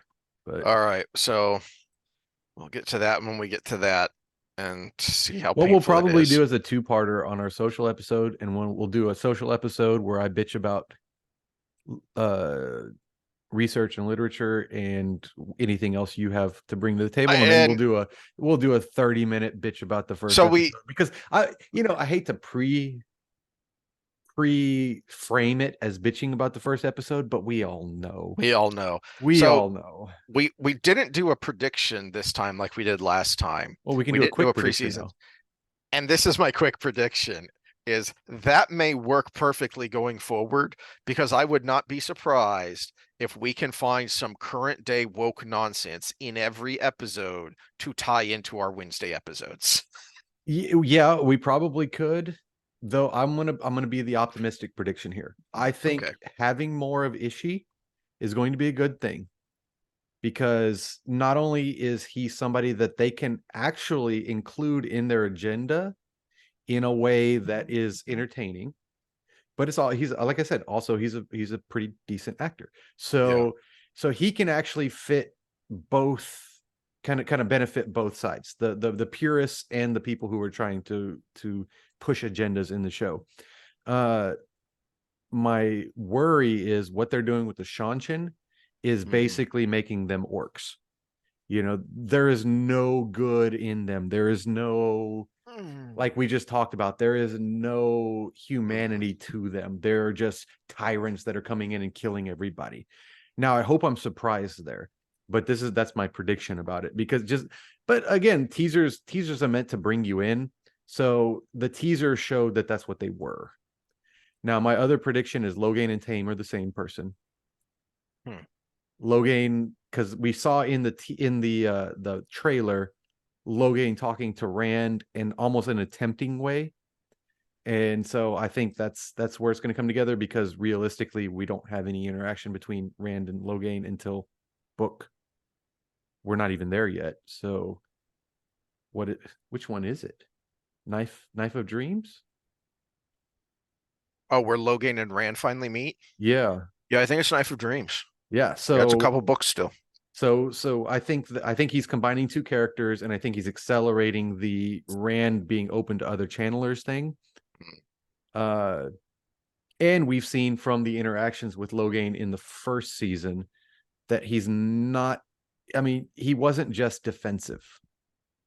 He was actually a little bit crooked. Not exactly the Logan that we see in the Yeah. books. Yeah. Now the Yeah. first meeting you have with him, he seems almost like he just wants to end the conflict and but can't unless he wins. But then when his interaction with the Aes Sedai, he seems very vengeful, which even the Logain that was stilled or the gentled in the books was never that way. Point. Yeah. So I again, I think my prediction there is Logain and Tame become the same person. Leandrin and Alviren, not Alviren, Elida become the same person. Mm. Mhm. I think that's it, which sucks because one's a dark friend and one's not. Yes. Which that's the part that kills it. If they were both not dark friends, or if they were both dark Yeah. friends, I can see you doing that in the show. But if you try to combine characters, there are some things you can't cross, Right. and there's a distinction between dark friend and bad person And we've in these referenced that books. before with Lord of the Rings as an example of in the book, it is one of Elrond's sons that comes to save Frodo and help Aragorn. And in the movie, they made that Arwen because they wanted to bring in more of that Arwen story, so it was a good place to do it. And it worked because it wasn't a significant enough role in the book to throw things out of whack to switch some characters. That would be both of those ideas, Leandrin and Elida being combined.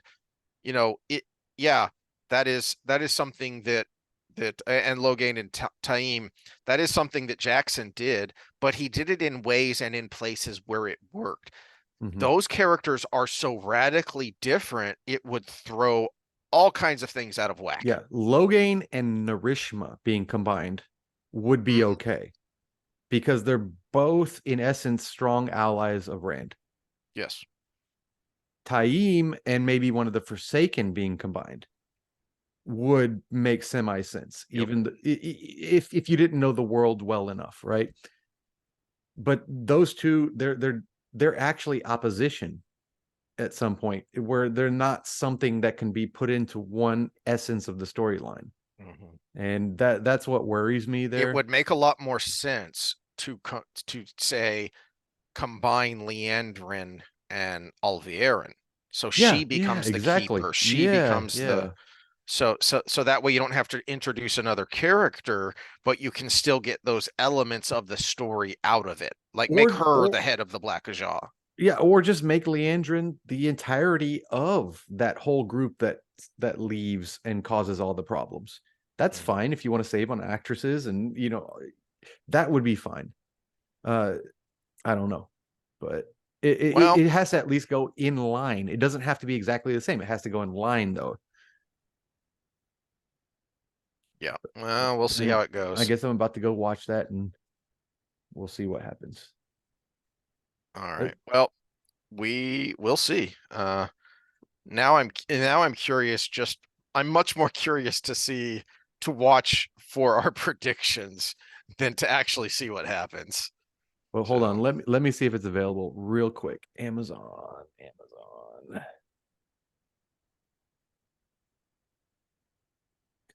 Wheel. Oh, watch now. Wheel of Time. It's the okay. first thing that pops up when I I'm clicked on Amazon. I'm gonna sit down and I'm gonna watch it with my wife because I want that normie perspective as well. So I'm gonna wait until she has time to sit and watch it with me. So then I'll take notes of my own thoughts as well as what she thinks, so I can bring that into it as well. Well, in the little thing that was going when I clicked on it, there was a black guy with super long fingernails doing like kung fu moves. I'm assuming that's Turok. Oh, I'm assuming that's Turok. They could have given him half a head of hair like the Turok had. That would have been nice. I shouldn't have said the black guy because I don't care that he's black. I just wish he would have had the half a head of hair and the a correct amount of long fingernails instead of all his fingernails being long. But it's the little things. Everybody's like, "Oh, diversity, da da da." You're just mad because of this. I'm like, no, they could have had that actor do that, but they also could have put a half a wig on him, mhm. and they also could have only had what was it, two long Two, I think. fingernails? Yeah, Yeah, two for long him. fingernails on him instead of Wolverine claws, right? Those are the things that piss us off. It has nothing to do with the diversity of the actors or any of that. It's you could have done this little thing even though you had the new actor. Yeah. Well, where the diversity pisses me off is and critical drinker has made this point, and it makes a lot of sense. Is one of the reasons you do that is so people are in the world so that they understand the geography. When Yeah, the but Starks are all together, those are people of the North, and but they all from kind of have a similar look and dress. but I made this point back in our first complaint episode was the Shanshan was one of the places you could introduce the diversity Exactly. because Suroth is, I think, really described as very pale, and Tuan is jet black almost. She's like Iman, the old the actress from the Conan movies, right?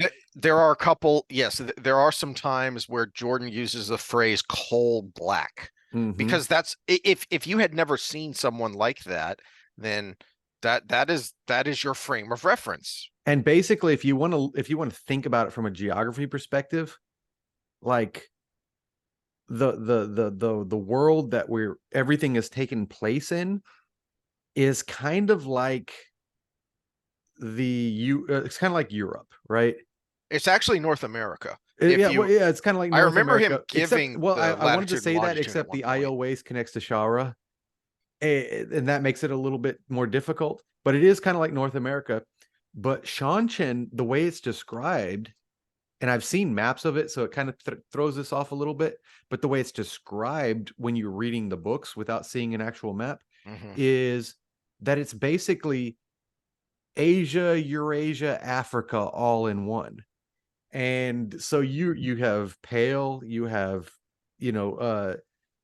little more Oh, melanin, little less melanin, different, the and Sanchin everything. Empire It's an crosses the empire. equator. Yeah. Yeah, it's a massive empire. So it's basically the Roman Empire where you actually have elements of Africa brought in, and you have Mhm. all of these things. So or it's like the 300 movie version of Persia coming in, where Xerxes was this huge giant black man, but then there was everything else in between in the army. Mhm. And that's what the Shanshan, I think the movie 300 actually probably drew from that, from the literature there, because of the way they made this thing coming in. And the way they actually described the hierarchy too was actually very similar if you think about it. And you get that description there. So this was a place where you could have done anything as long as Tuan was the way she should be. Then you could have done anything with the other actors that were Shanjan.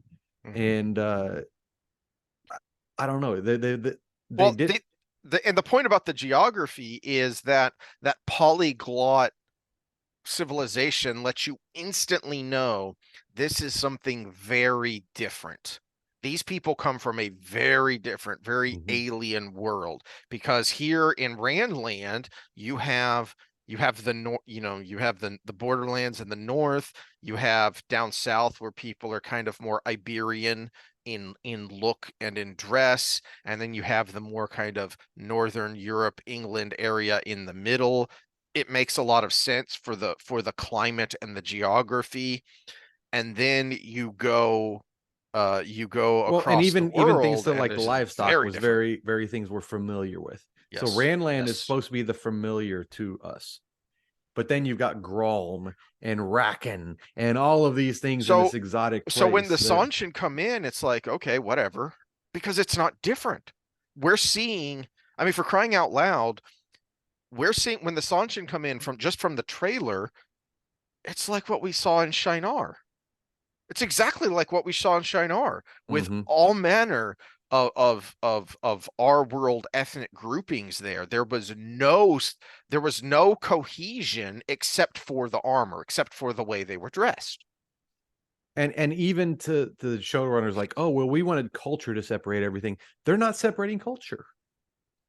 They're just basically putting them in different sets, which are Okay, poorly done. then show us Yeah. the culture. Yeah, show us the Show it culture. to us. Yeah, show it to They us. never do. They never do. I am curious because this is somebody that has potential. I want to see and someone who we love from the books, as we've discussed in the last few episodes, Min. I want to Mm, see this actress actually act, other than one or two scenes which were very contrived, yes, horribly contrived. So yes. I want to see her act. She's not how I envisioned her, but the vision I have in my head is like a very specific thing that I'm very attracted to. And it's so we will see there, but I want to see her act the part because we know what men should be. Men should be the every woman, Hmm. the the the one of the guys women that, but she didn't seem that way in the first couple scenes she was in, and I want to see if Yeah, she can pull that off. I want to see if they even want to go in that direction with her, which if I was a 80s and 90s feminist, that's what you want.